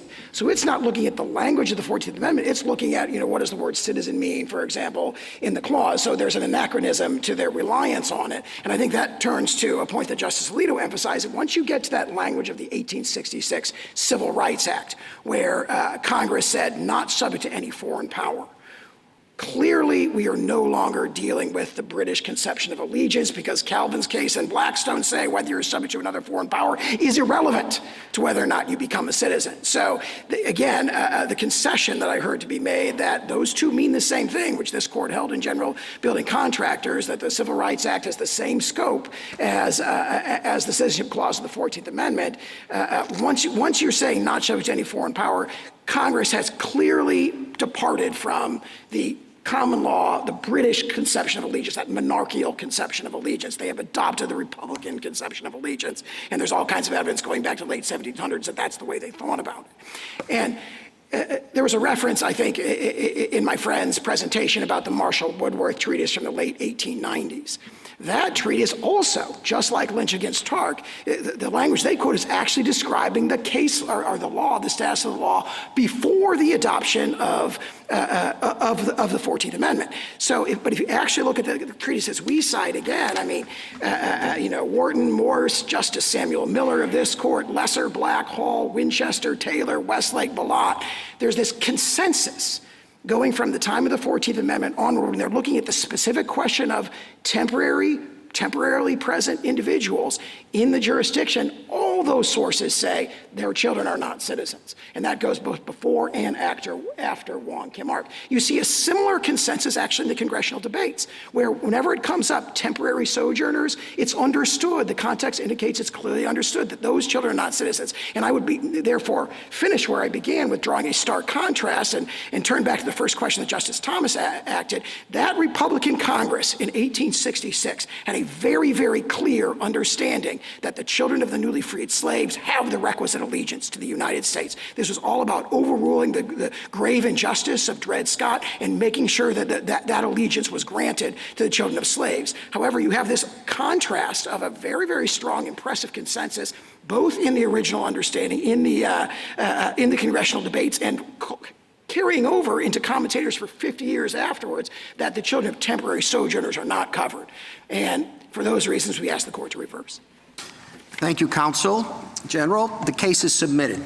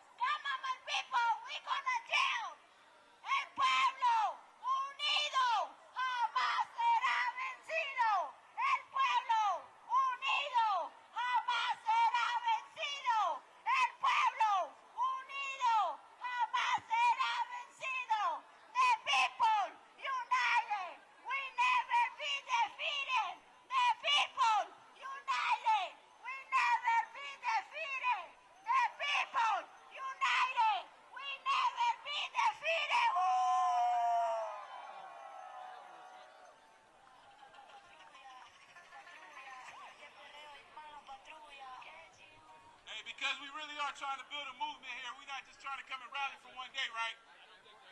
Right. This argument gonna be going on for the next couple of months. We gotta keep coming here. We gotta get more people to come here. In order for us to do that, we gotta get connected. And one way for us to get connected is for you to text "belong" to 25463. Pull your phones out. Pull your phones out. If you believe in what we're doing, pull your phones out right now. I'm gonna wait. I'm looking at you. I'm looking at you. Yeah, you. I'm looking at you. I'm looking at you too. You got your phone out? Oh, you do got your phone out. All right. So look, what you're going to do is you're going to text to 25463. You're going to text the word "belong." The more people we can join in this fight, the more people understand this fight, the better we can make it. The better we'll be able to protect our country, protect our Constitution, protect the 14th Amendment. We got to build something better and new. But the first thing we got to do is make sure they don't take our citizenship rights and our civil rights. That's step one. All right, now I'm going to turn it over. We got a surprise coming, but I'm going to turn it over for you to tell us a little surprise we got for y'all. We're going to be in this shortly. We're close to the end. But this last thing you're going to want.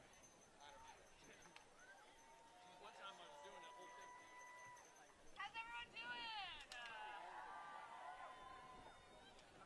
I know it's hot. My name is Anu, and I'm with the American Civil Liberties Union.